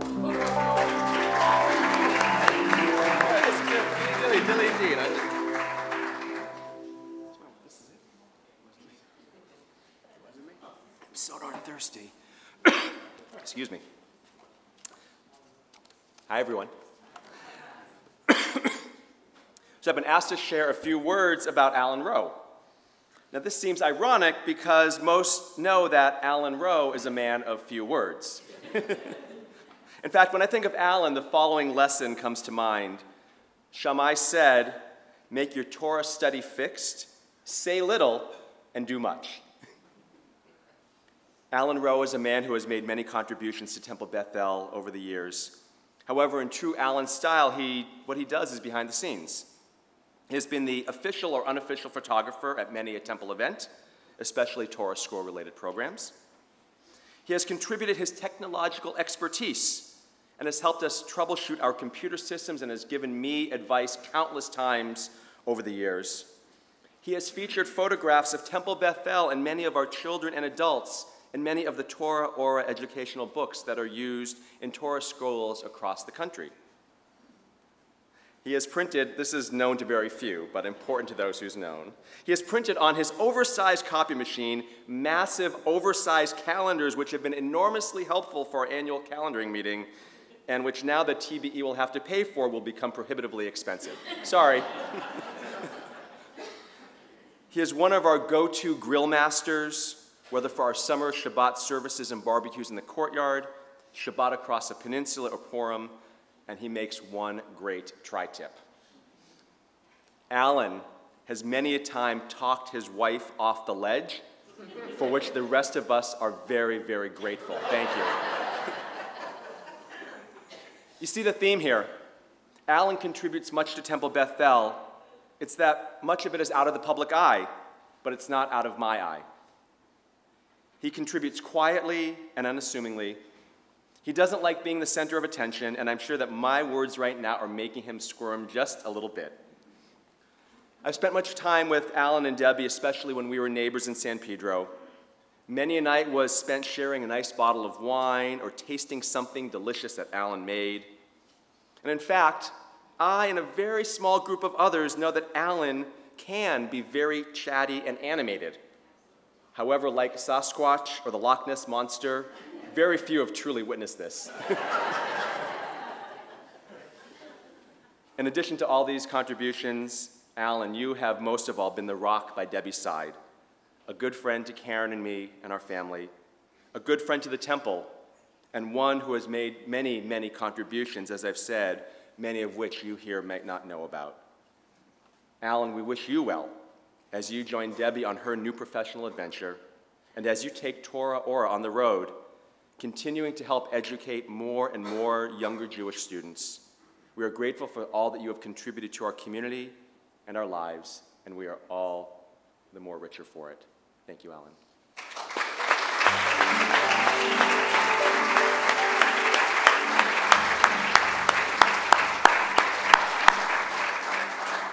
Thank you, Rabbi. That was wonderful. Thank you, Rabbi. For the past 20 years, I've had the pleasure of knowing this fantastic mom. She's been the teacher to our children, a good friend, a co-counselor. Coming up to pay tribute to the wonderful Karen Briskin, we'd like to welcome a superwoman herself, Miss Ray Murphy.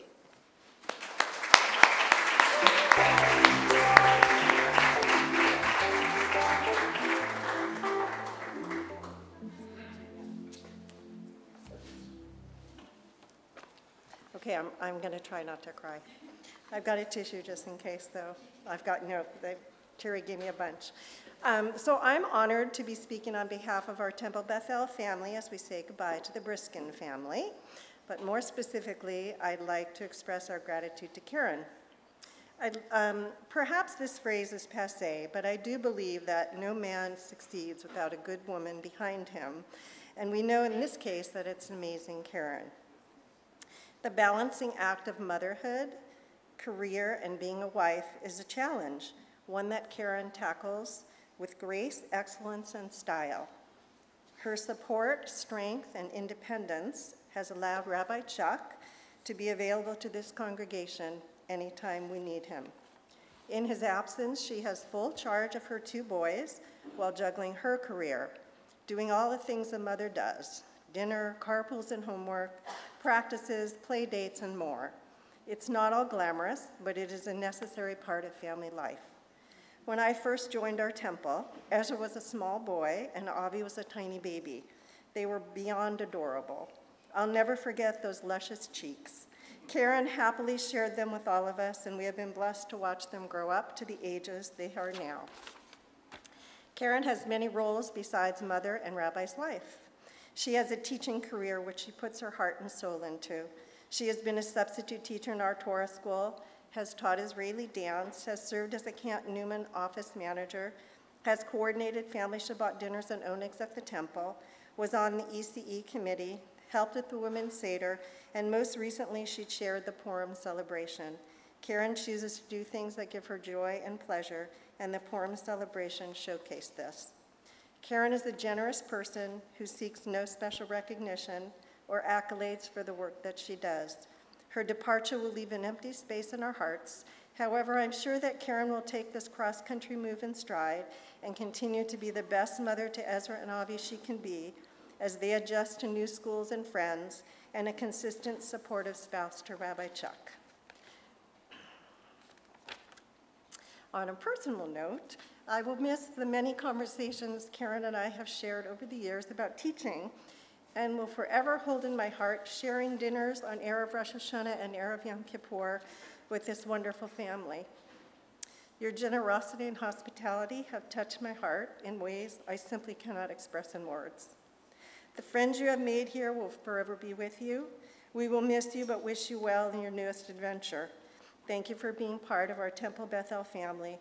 May your lives be blessed in Pennsylvania, and may your new congregation welcome you and appreciate you.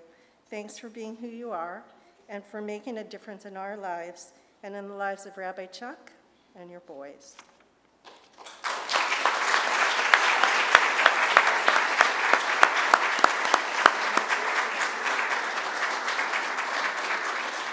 Thank you, Ray. The evening would not be complete without some true talented actors and actresses pulling at our heartstrings. It's our pleasure to ask up to the bima a few of the young leaders of our congregation.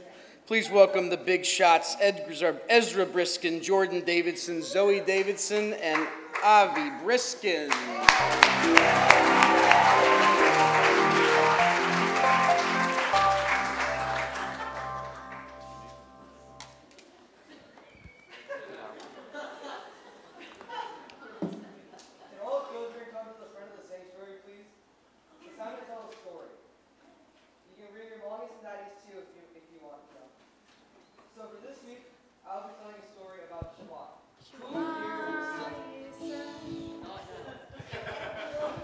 Celebrate Shabbat. Raise your hand if you celebrate Shabbat. Wow, that's impressive. Now, there are a lot of...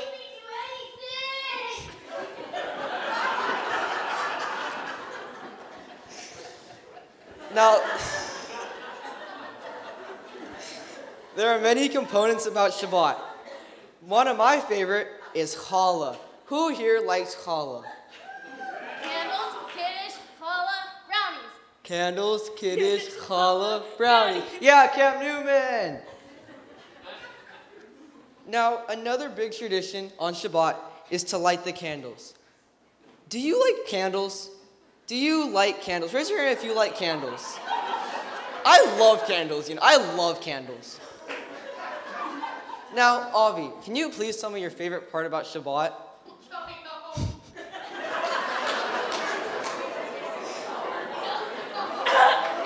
Is that really your favorite part, Avi? My son, ladies and gentlemen.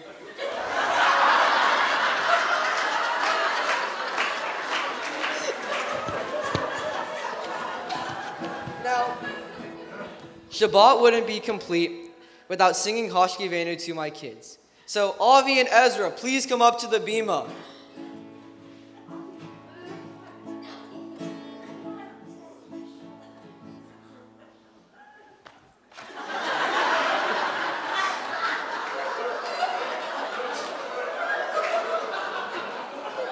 All right, go back to your seat. You did a great job. Now, in all seriousness, though, like, he's moving us across the country, which is kind of lame, but, but like, I guess I forgive him because we get a basement, so that's pretty cool too. Debbie, you have been an awesome educator, temple mom, just someone that I can come to, and someone that really gives me good advice on what to wear to services.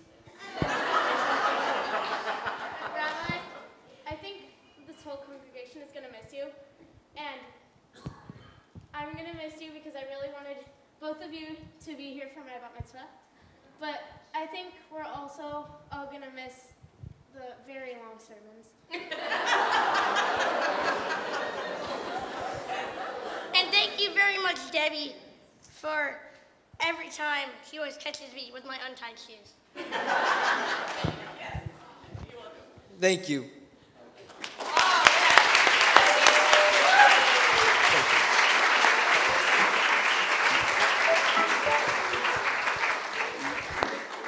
You kids are hilarious. Thank you so much. We got to watch that go together. That was fun.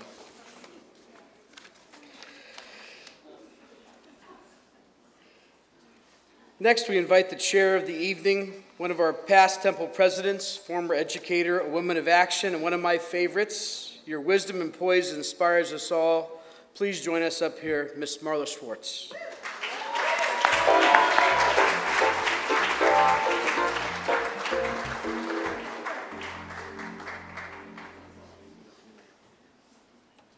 A tough act to follow, yeah?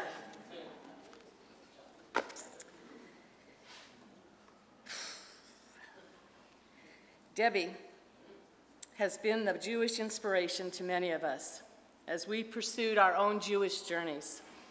I know many of you have chosen to be here this evening because Debbie is so very important to you and to the lives of your children. Debbie means something very special to every person at this party, and in fact, way beyond the walls of this party. No matter how long you have known Debbie, you have been touched by her spirit, her love for teaching, and her love and appreciation for you. There is not a space in this wonderful temple that Debbie's heart and mind have not touched.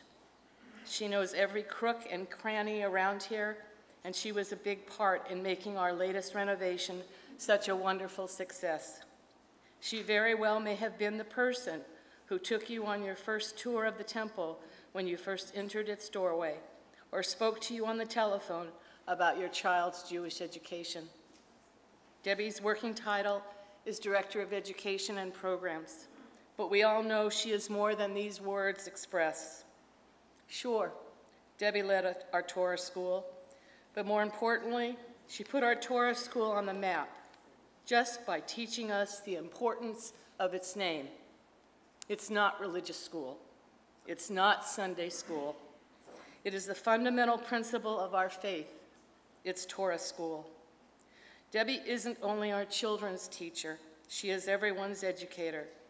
The adults, the newcomer, the stranger, and the veteran practicing Jew who knows he or she can ask Debbie a question and shall either know the answer or find the answer for you.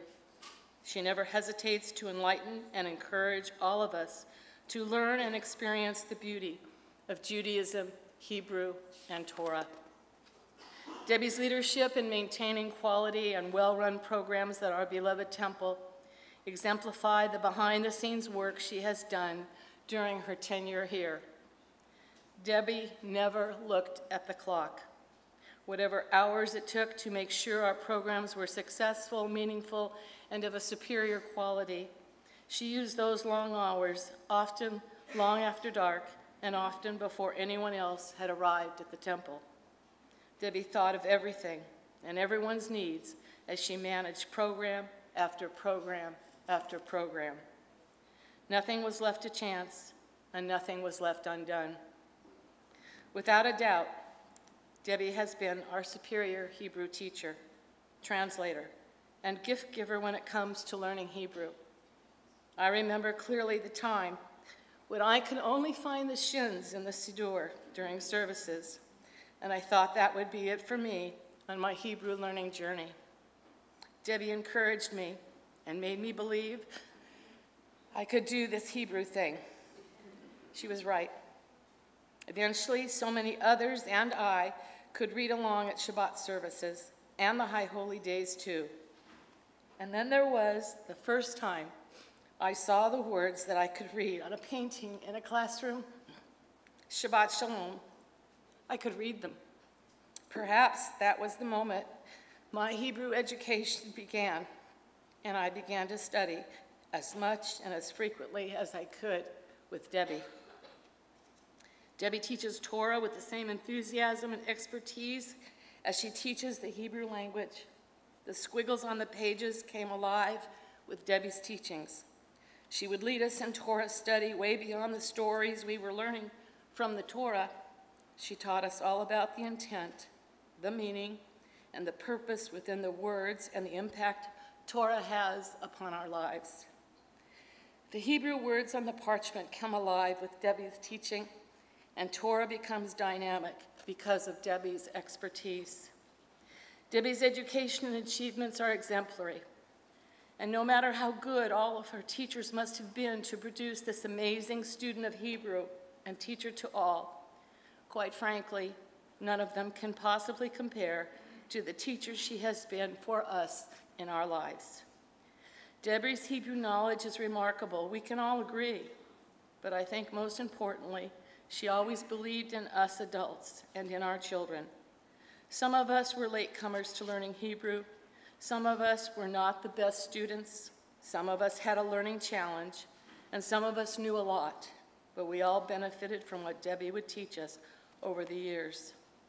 Our children understood the high standards Debi set for them, and they also knew she was their biggest cheerleader as they matriculated through Torah school, frequently educating their own parents along the way. Debi earned an honorary doctorate from Hebrew Union College, her alma mater, for her work over the years as a Jewish educator. We know the importance of that achievement and take nothing away from it. But in truth, Debi has been the consummate teacher for our community without equal and without fanfare. The teaching staff at Temple Beth El learned from her every school year. The clergy learned from her throughout the year. The children, the adults, and the community all have been touched by her excellence, and this truly is Debi's legacy. Debi will be missed at Temple Beth El, and our hearts have an empty spot where her presence has shined for so many years. But the truth is, as long as we continue to learn and practice our Hebrew, and remember not to cite the page number of the Chumash during Torah study, but rather name the chapter and verse, we are going to be okay as Debi begins the next part of life's wonderful journey. It's my pleasure to have Debi come up here and receive the gifts that you have given her, or are going to give her.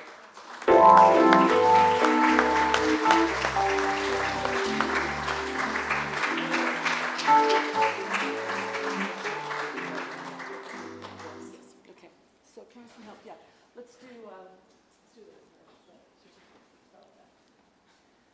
So I said the gifts were from all of us, but here's one that showed up on our doorstep.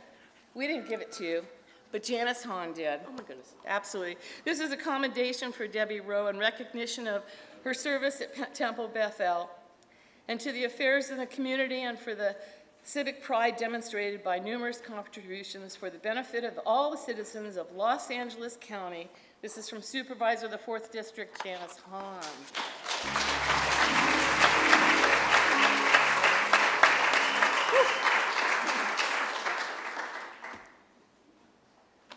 So, a little something here. I'm going to help you unwrap just so we can. You guys want some dessert and coffee? I know. Real coffee. Pull that out. I want water. Go ahead, open up. Yep. Brown paper wrapper. Oh dear. I want you to see what you bought her. Oh, wait a minute. There's white. Oh.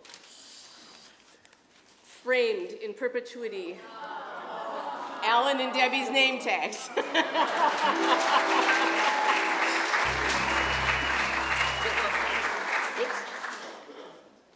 going to have Scott help you unwrap the next big one. Over here. Whoa, I'm in the way. Yep. Excuse me, that was my big one. Good. Good. Ready, set, whoosh. And it's the back. Oh my goodness. Watch her react to this. It's another box. Tell them what this is, It's a Debbie. sweetheart. It's a piece of cardboard. It's cardboard. Isaac's. Oh my gosh. This is her favorite artist who Isaac combines, Bridget-Gardbial. I love him. right, who combines the work of Star Wars and all that sci-fi stuff and Torah. And what is here, this Lech Lecha, and the artist not only signed it, Debbie, the print for you, but also said to you, this is from Temple Bethel. And It so says we to had boldly to go. especially do this for Yeah. her, and he was crazy about her.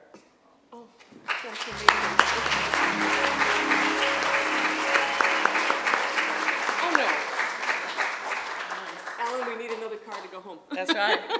This is kind of like a bat mitzvah, Debbie. We get a lot of gifts from the community. One more, the last one. The last one. Right. You all have seen it on the screens. Oh boy. But it's the tribute book that most of you, all of you contributed to. Oh. I can't look at it now. I can't look at it now. Oh my goodness. Yes, ma'am. Yes, ma'am. I know I'm supposed to do this. Oh. Well, first of all, thank you to Marla and her committee and to everybody in this room for this fabulous evening. It is tremendously clear to me that millions and millions of people spent, I had to say that, spent tons of work putting this delightful evening together. And so when you're not certain about what you might want to say, you turn to the words of your tradition and they give you guidance. So here goes. In Pirkei Avot, a wonderful tractate in the Talmud, it says, among other things, Ezehu chacham halomed mikol adam. Who is wise? The one who learns from everyone. And that references a quotation from Psalms which says, I have acquired understanding from all my teachers. Just about everybody in this room has been a teacher to me at some time or another after 30 years. You've taught me in the hallway. What is that fab for? You've taught me in the hallway, on the phone, at camp weekends, during adult Hebrew classes, playing in the courtyard, cooking in the TBE kitchen, everywhere. You have taught me.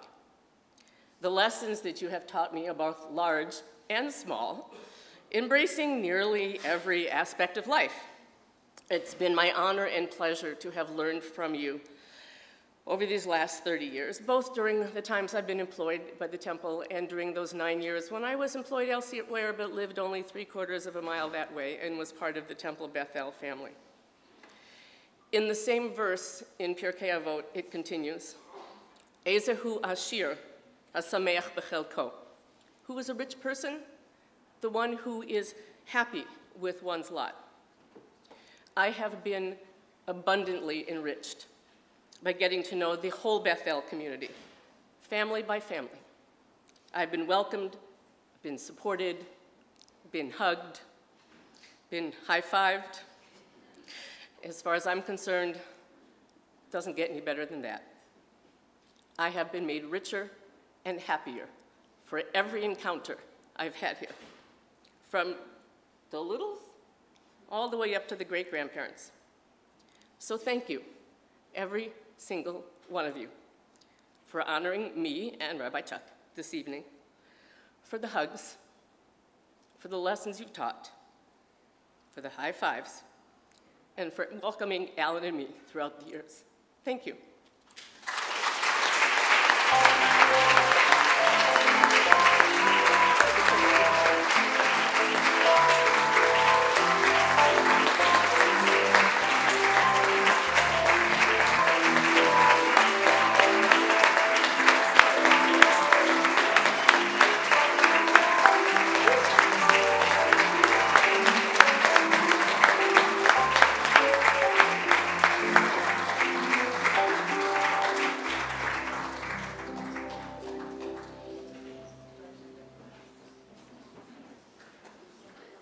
It's Marla Schwartz again.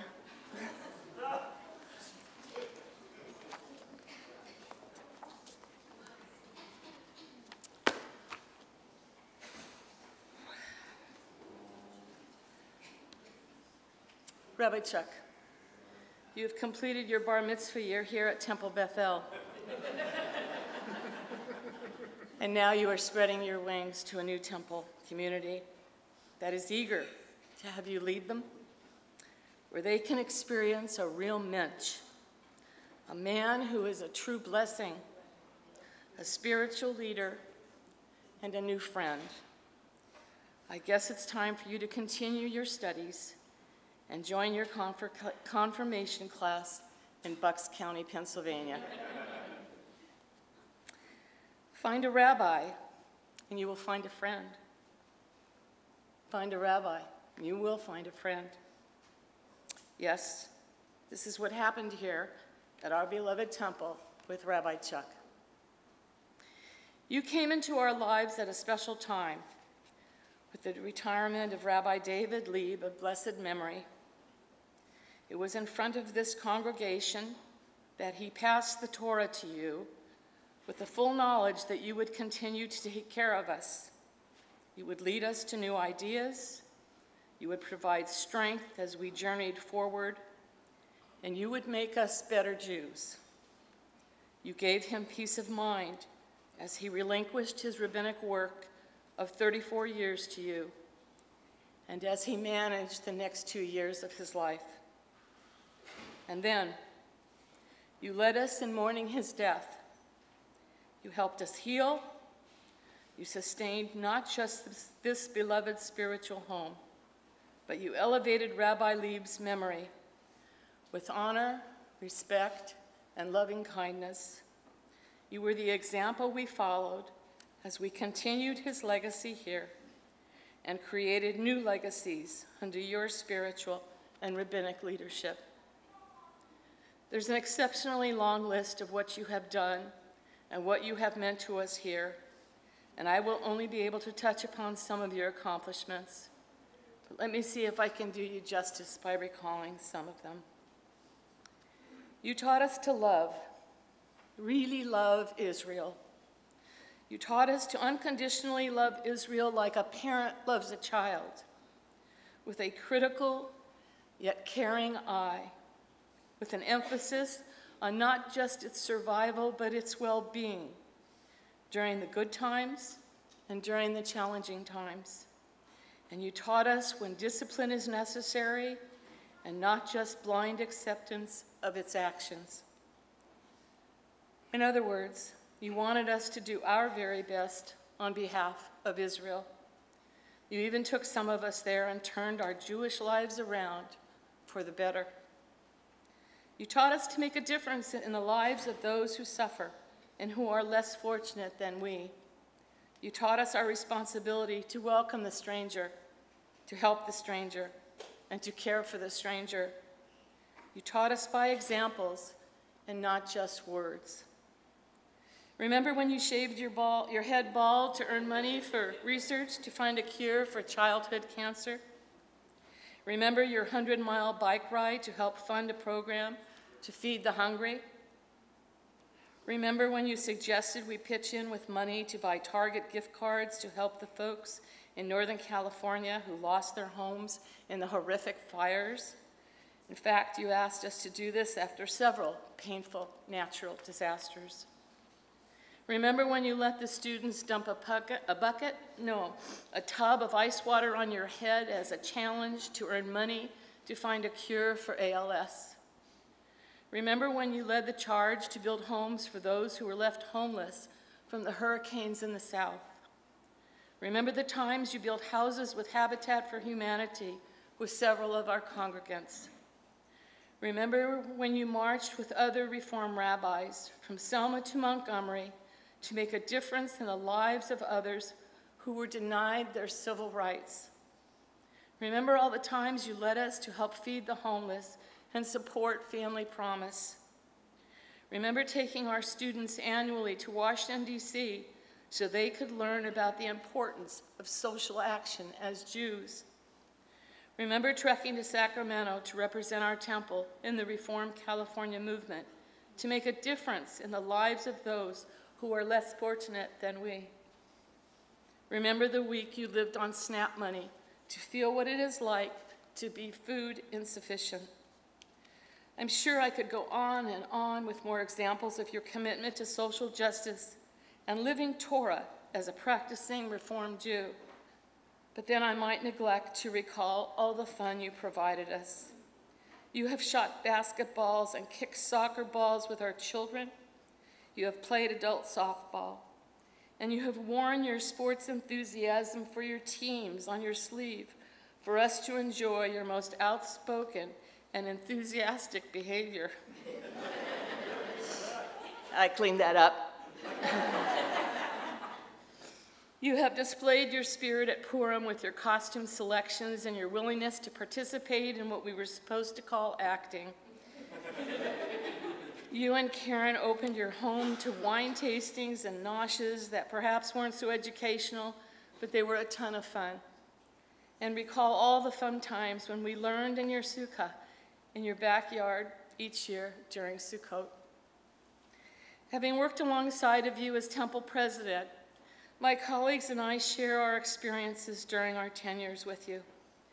You have consistently shown your respect for lay leadership, and you always have been willing to brainstorm ideas to do what is best for our beloved temple. Your desire to improve your own leadership and rabbinic skills were apparent and filled with the intention of doing the right thing for our community.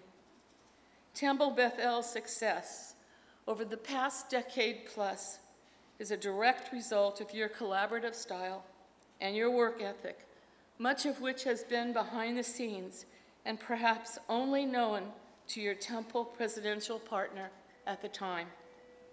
Hello. You always have done more than your fair share when all of us were asked to fund our temple projects and help us through some financially difficult times. You donated to the endowment campaign, and you donated to the capital campaign and other times for the ask. Your commitment to our community has been inspiring and lofty. Your community service and outreach are especially notable and so important to the honorable reputation of Temple Beth El. So many folks outside of our beloved temple consider you to be their rabbi too. A listing of all your activities includes working with the Rotary Club of San Pedro, Providence Little Company of Mary Hospitals, Dawn Unity, several other interfaith clergy groups, Harbor Interfaith Services, and your open door policy, so you could be available to anyone with a Jewish question. Indeed, you have not just been Temple Beth El's rabbi, but the community's rabbi as well. The countless times you made sure to care for us when we were sick, provided us strength and energy to heal or manage our illness. As soon as you heard about any of us, you responded in the quickest way possible, and not just one time. When you heard a name said aloud before we prayed Mishaberach at services, you always asked at the Oneg how our special person was doing. You never sat down at our Oneg Shabbats. You met with folks at every table, wishing them a good Shabbos, and asked about our lives. You never missed a beat when it came to caring about each of us, our families, and our friends. You always made eye contact with each of us when we attended services to recite Kaddish for a loved one. We knew you connected with us because you cared, and it meant so much. We understand the rabbi's job is to lead us in learning, to lead us in our ritual practices, to care for us and others when needed, to name our babies, to lead us in our conversions, to marry us, to bury us, to share the bima with our b'nai mitzvot. But you have always done all of this, not just with rabbinic knowledge and wisdom, but with sincerity and genuineness. Every time you blessed us on special occasions, it felt like the first time, and you always made us feel holy.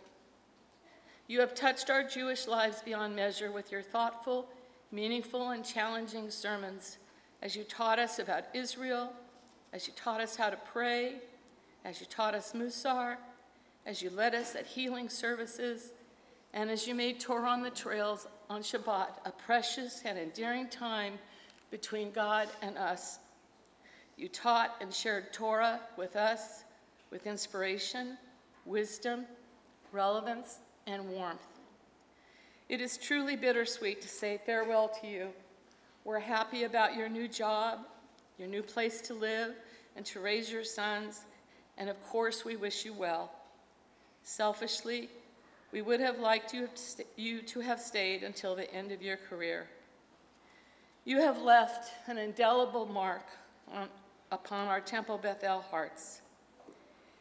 And because the words were difficult for me to come up with, I've borrowed words from Stephen Schwartz, composer and lyricist, and no relationship to me, who wrote what I really want to say here this evening. It's a conversation between Glenda and Elphaba, and it's the conversation I share here tonight between you, Rabbi Chuck, and your beloved Temple Bethel family. And don't worry, I'm not going to sing.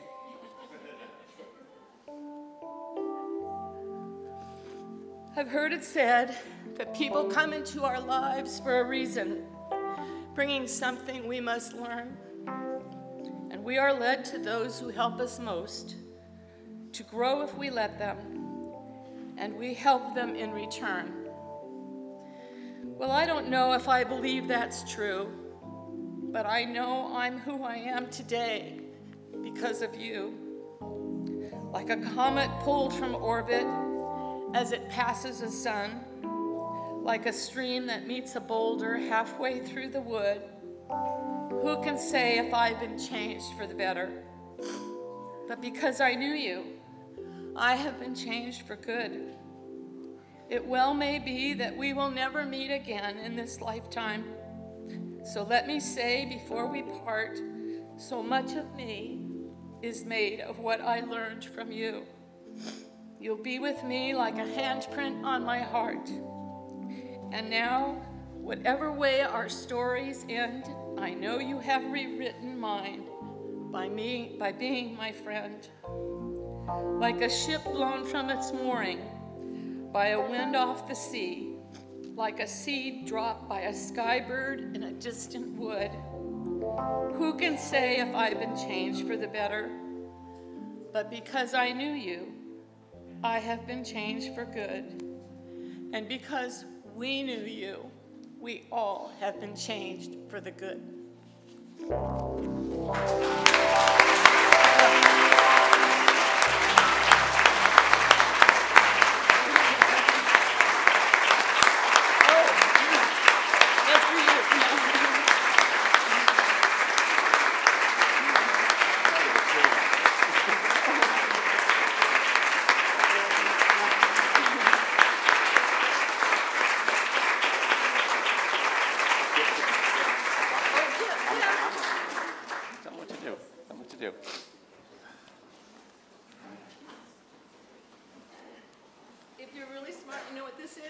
Yeah, I think so. Okay. Okay, this is the certificate. We'll show it to you. It's from Janice Hunter. This is that you've impressed LA County. There you go. So there.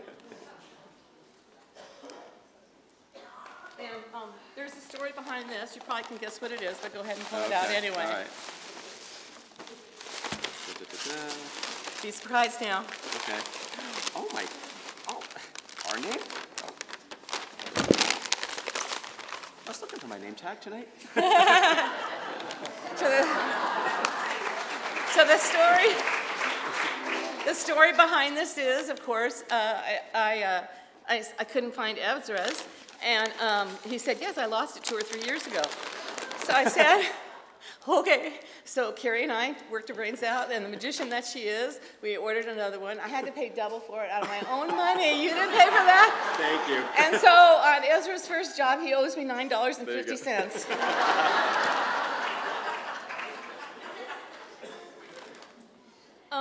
This looks pretty flimsy, but why don't you tell them in the front what it is?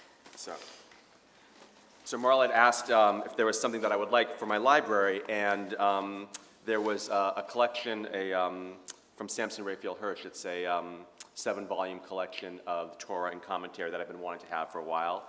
And so thanks to all of you for purchasing this for me, and many thanks as well for mailing it directly to Bucks County so I don't have to pack 7 more volumes of a book. So thank you. Yeah. So inside. Yeah. So I actually have to install the book plates on my own. So there you go. So I'm gonna have to fly you out and make you do it yourself. So. Okay.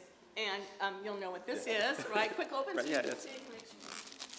One of the things when we were talking about this a few months ago, I said, there's not a whole lot that I want for tonight. I said I want to do Havdalah, because I think it's important to do that when we gather together on Shabbat. And I said I would love for there to be a tribute book so I can actually take something with me. So, I mean, it was, the electronic piece was fine, but I can't remember all of those bits in my head. So thank you very much for all of the tributes that are in here, and I look forward to reading them at some point, probably very, very soon. Am I supposed to talk now? Yes, okay, thank you. Okay, so just a couple things I want to make very clear. Okay. So for those of you who have been complaining about the length of my sermon, this is going to be shorter than almost anything else you heard tonight, number one. Okay. Let's see. My four-letter word, Elliot, was pats. Pats, okay? The pats, okay? Let's see, Dave, Kirsch, and Rotary. So if you didn't keep on scheduling our mandatory events on Friday nights when it's actually the time that I have to be at services, maybe I would be there a little more often. I'm not going to. You and your tutoring. Remember, you have a son now. And a daughter.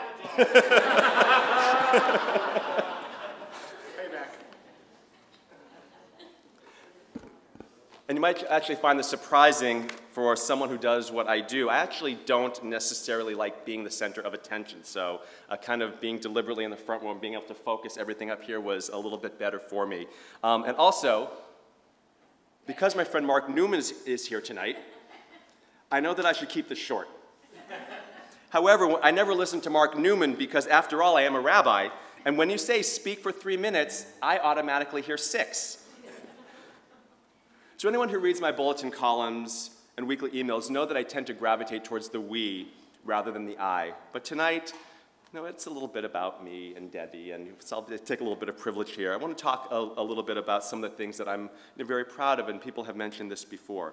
So when I accepted the invitation to become the new rabbi, Karen and I remarked when we were living up in Northern California, not knowing much about this community, that I could be here for 3 years or 30 years. So 13 then really is a good middle number, as it was alluded to before.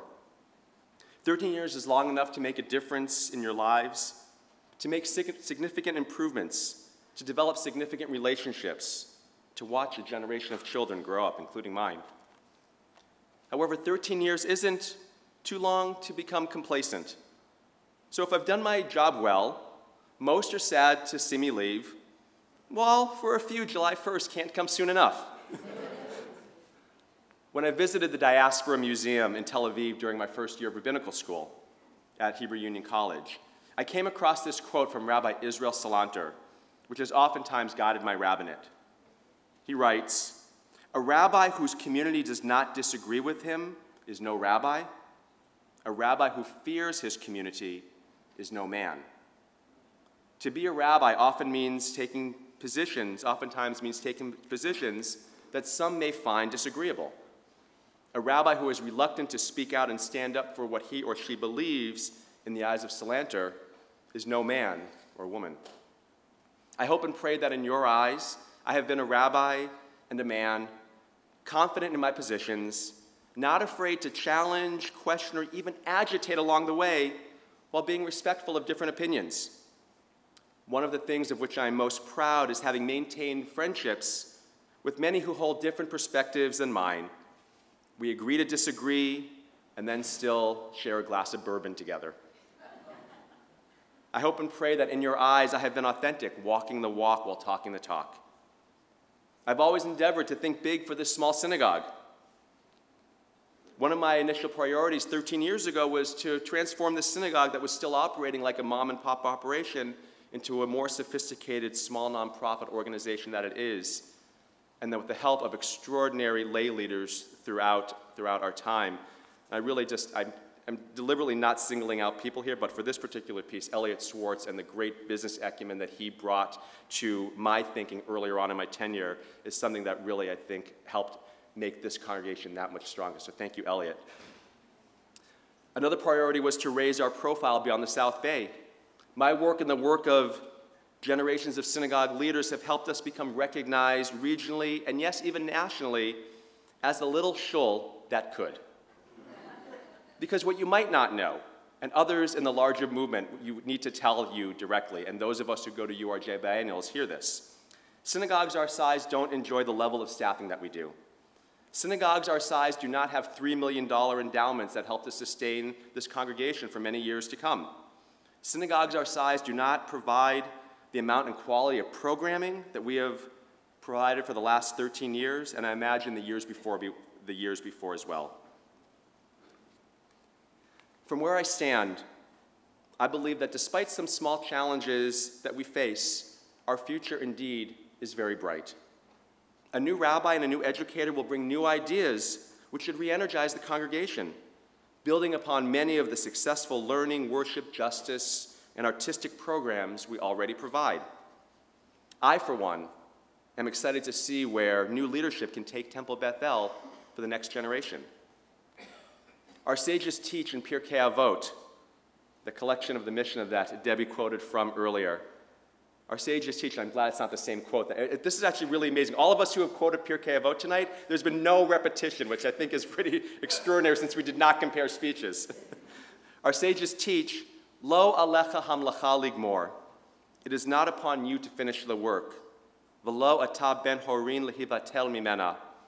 However, you are never free from desisting from the work. We've initiated a lot of work here at Temple Beth El. I look back with pride at what we have brought to this congregation. I know that some of the specific things that I brought that were really my passion projects may disappear, while other things will hopefully endure. They may be reimagined, but will endure. Whether it's the Shabbat morning alternative worship experiences, or coffee talk, or utilizing the expertise of others to create extraordinary levels of high-level adult learning here at the Temple. I am most proud in the last couple of years of truly ramping up our social justice work here at Temple Beth El. I think one of the themes that came through in some of the talks before was my level of social justice work, and it also made it seem like I was never here at the Temple because I was always out somewhere else doing social justice work. While that was certainly, it did take me away at times. It was something that has been very important to me, but really in the last couple of years, it's more than just me kind of doing it on my own to really bringing in a lot more people to go beyond our regular direct service opportunities and introducing more advocacy work into the congregation. And I know that if we could get Gail to kind of think out of that box a little bit and challenge her in that way, I know that we've done some really, really good work. And I know that our social justice leaders will carry the torch forward and continue to do extraordinary work. And that, for me, would be a great sign of success, seeing what we are able to do and Temple Beth El can do in the years to come. I return to Pirkei Avot and the lesson that speaks loudly to me. Lo alecha hamlacha ligmor. It is not upon you to finish the work. V'lo ata ben horin lehivatel mimena. However, you are never free from desisting from the work. There is much that I started, much I leave unfinished, and even more that I place in the capable hands of our lay leaders and new leaders. I look forward to observing from a healthy distance how Rabbi Cohn and then your new settled rabbi, Cantor Davidson, Racheli Morris, our new educator, will cultivate, create, and reinvent. I look forward to seeing how our leadership, especially younger leadership, God help us. Oh, Lord.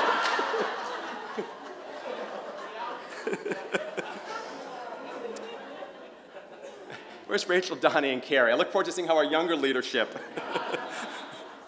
but seriously, how new leadership, especially younger leadership, can lead TBE into the future. I cannot begin to thank you enough for what you have meant to me.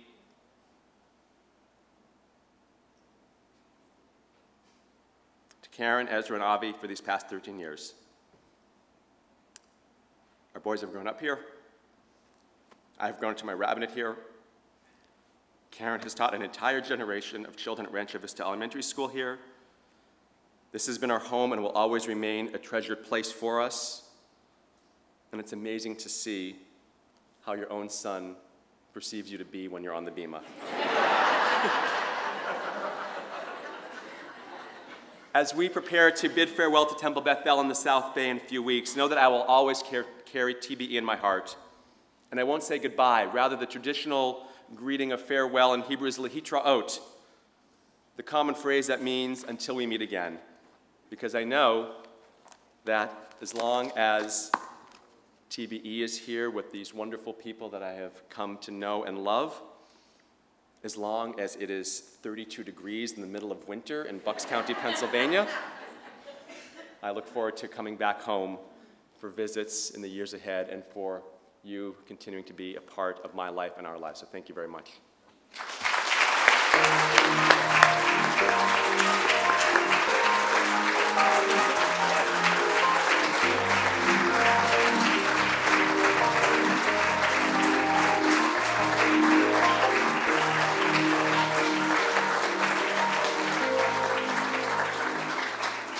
Don't play the music off there, because you can sit down, that's fine. So, I mean, you know that moment at the end of the Academy Awards where the person actually forgets to thank important people, or like doesn't thank anyone? So, I mean, this night was extraordinary. Marla, where did Marla go? Oh, there she is. I was looking over there. Marla being the chair, the extraordinary leader, and dealing with, maybe a couple of requests that Debbie and I had, and managing that for, oh my goodness, these wild and crazy guys, Scott and Dave, two. Such dear friends. We can make new stories together after I'm no longer your rabbi. For all those who spoke on behalf of Debbie and me, all who worked tirelessly, Ray and Laurel and all the people, there are lots of people here I don't even know who helped out. So thank you so much for making this such an extraordinary evening. I'm taking your words, aren't I? I'm going to shut up now. Thank you.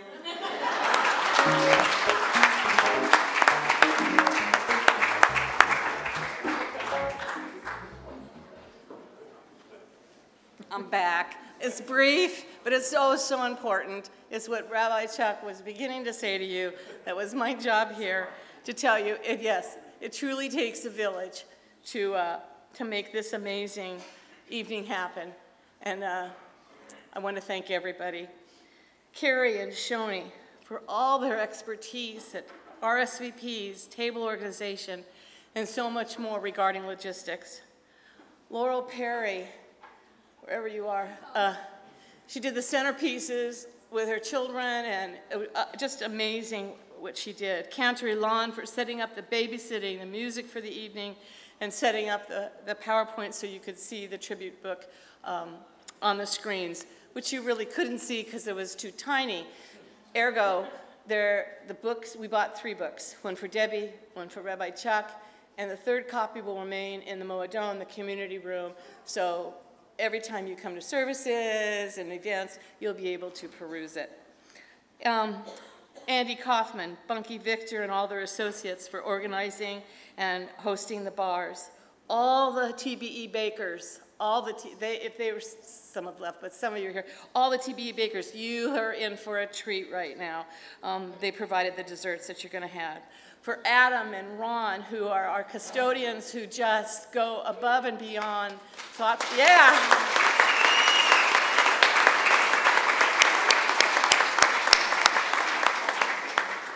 For Bob Remstein, for hanging in there with all the wonderful. For Mary Cohn, who couldn't be here this evening, there are a few graduations going on and things of that nature, but she designed the invitation, she created the tribute memory book, and she created the PowerPoint so you could watch it out there as well. The committee that I was honored and privileged to work with, Linda Rubin, Ray Murphy, Amanda Kirsch, and Scott Allen, just a dynamic group of people where we had fun and we met often and tried to provide for you a lot of fun and a good evening, and for you, Debbie, and for you, Rabbi Chuck, a memory that we trust you'll take with you and enjoy, and remember your TBE family. And there's a little bit more from these two, but before we do that, can we all give them a round of applause for these MCs?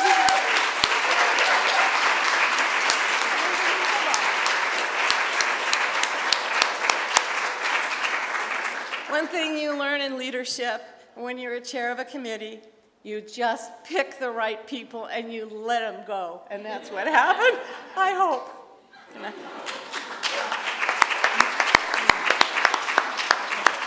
Thank you, Marla. That was beautiful. No, appreciate the recognition. Thank you so much. This evening would not have been possible without our Temple family's major contributions. Please help us thank, properly acknowledge, and show our humble appreciation for the following individuals and couples that have made tonight possible. Marvin and Linda Belzer. Robin and Dina Dressler. Chrysler. Excuse me. Robert Fenton and Mickey McCraley. Ivan and Stephen Halal. Marty and Linda Herman. Eric and Tracy Emily. Mark Kaiser and Vicky Paponi. Andy and Ronnie Kaufman. Dave and Amanda Kirsch. Andrea Lawrence. Judith Bishkin. Larry and Linda Rubin.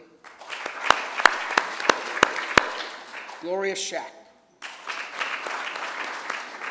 Michael and Sandy Sherman. The lovely Marla Schwartz. Elliot and Gail Swartz. Bunky and Frankie Victor. George Zimmerman and Tanya Gervik.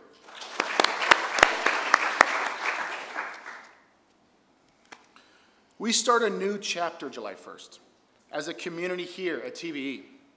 We bid farewell to our rabbi and educator. However, we know that they will stay in touch and be back to visit us from time to time. They have helped us make us a strong and resilient congregation that we are today, a community of togetherness, one heartbeat and soul that are in sync. As we write this new chapter in our TBE scrolls, we will continue to operate as a true team. Great teams succeed. Teamwork makes the dream work. And it does take a team mentality to accomplish the goals we set to achieve. Look around. This is our family. This is our community. And we are truly lucky. We do need to count our blessings every day and show our support and consideration on a regular basis. We need to acknowledge the goodness that we do for each other, to continue to step up and be an action community, and lead by example for the next generation of younger future leaders. We look forward to seeing as many of you as often as possible at our 2018 Temple Bethel services, educational programs, and events. Thank you, Rabbi Chuck. Thank you, Debbie, for your leadership, your passion, your strength in giving us your hearts. You will always have a place here with us at your Temple Bethel. As this part of the evening comes to a close, we ask you to join us for an array of delicious desserts in the social hall. I have one quick announcement that there are these lovely centerpiece potted plants, one at each table. Please, someone from each table, take that with you. That's to go home. There will be time in a few minutes here to mingle, spend time with Rabbi Chuck and with Debbie. Thank you all again for being here tonight. Shalom.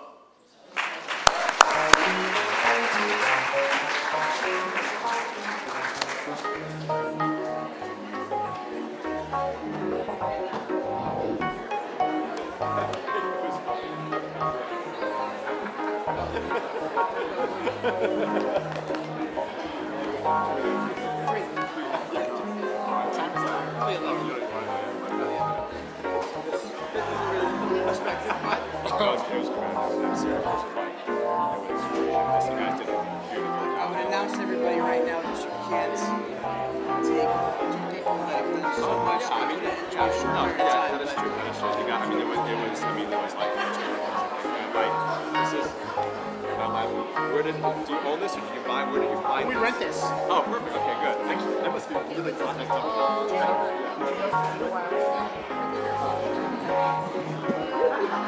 said that to ask for because it's Take a picture of this.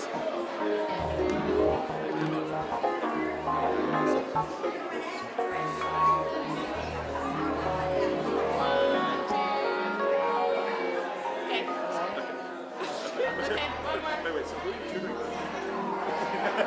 you know the back room over there? Those are the people I was thinking. Yeah, that's what I was thinking. It was a character.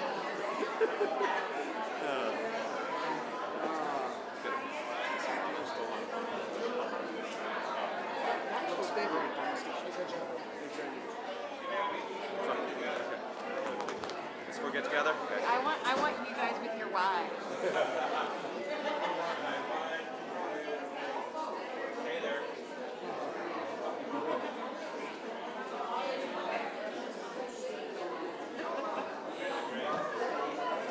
Okay. Don't get your glasses.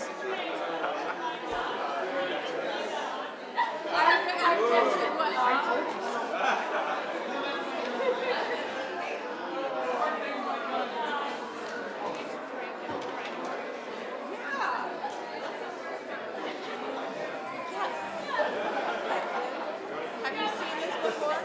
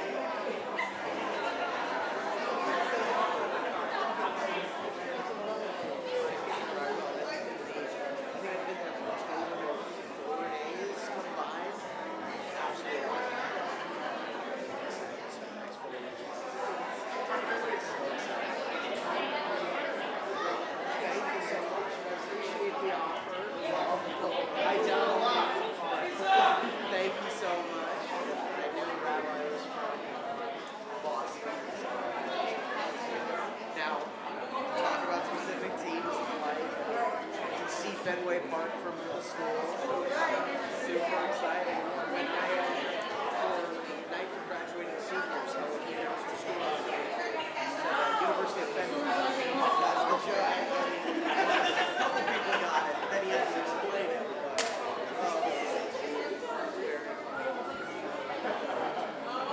Thank you guys again for the offer. So looking forward to it. It's nice to meet you guys again.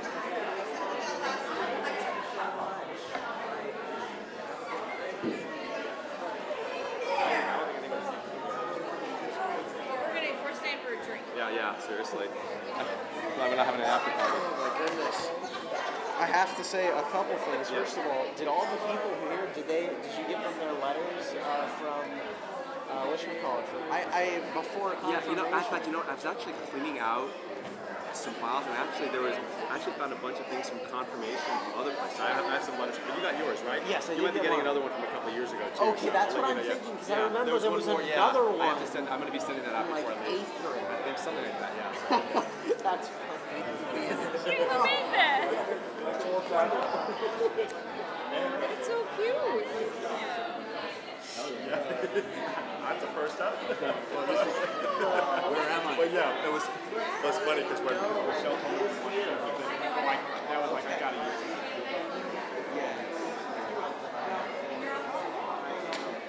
I've been significantly closer to being here.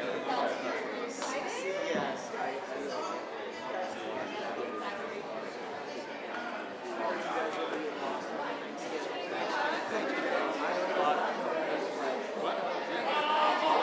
No, they did. They did. This is Jane Dahl. This is one of Alan's business partners. My mom, Phyllis, and Jerry. Very nice to meet you. I came from Seattle. So you came from? Doesn't matter how far you're from. Fortunately, out of the state, I think, first one. Gonna do a shake. Yeah. Thank you for, I remember a couple times you've substituted for classes, and so you were great for a day.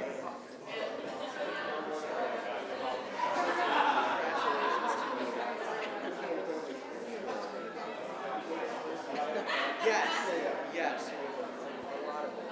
I don't know if you know, because it was a period of time when I wasn't even, I just couldn't make it. I had cut most of this off. Really short, but it's cold. And a couple months later, it's all back. There's nothing I can do. Except get air corporation. You know, well, what I mean, that is true. That is true. Yes, of course. Hopefully I'll be able to make that.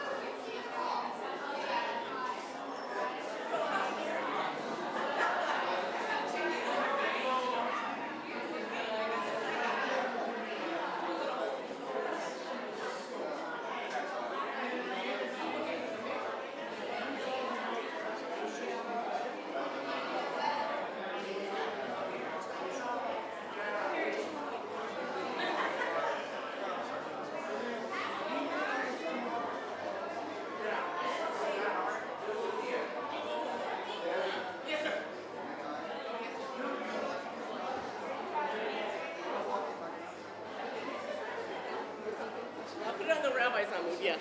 There you go.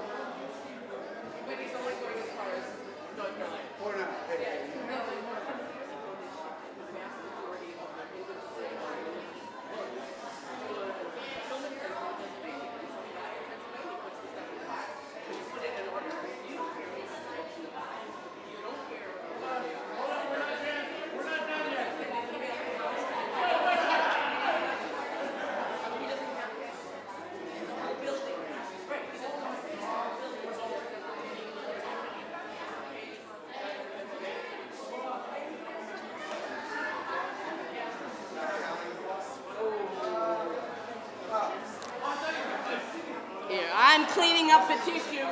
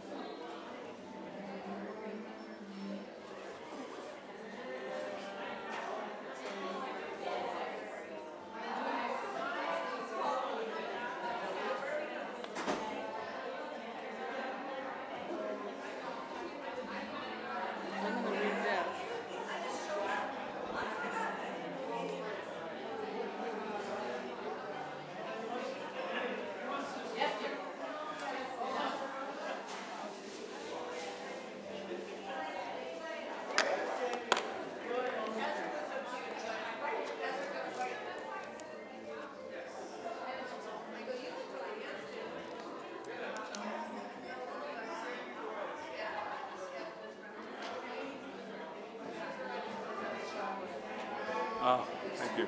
Good to see you. Good to see you. Oh, you do the same. Hang in there. Thanks for being here tonight. That was good. Oh, you got it. Take care.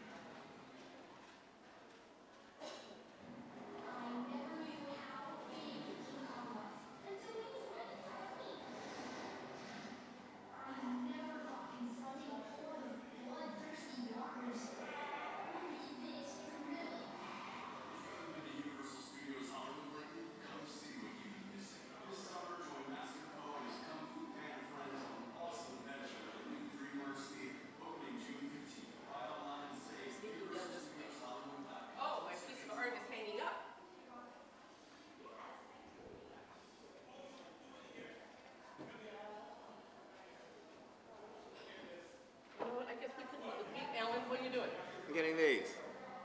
All those. I assume you want these also. I completely forgot about them. Okay. Part of me does say this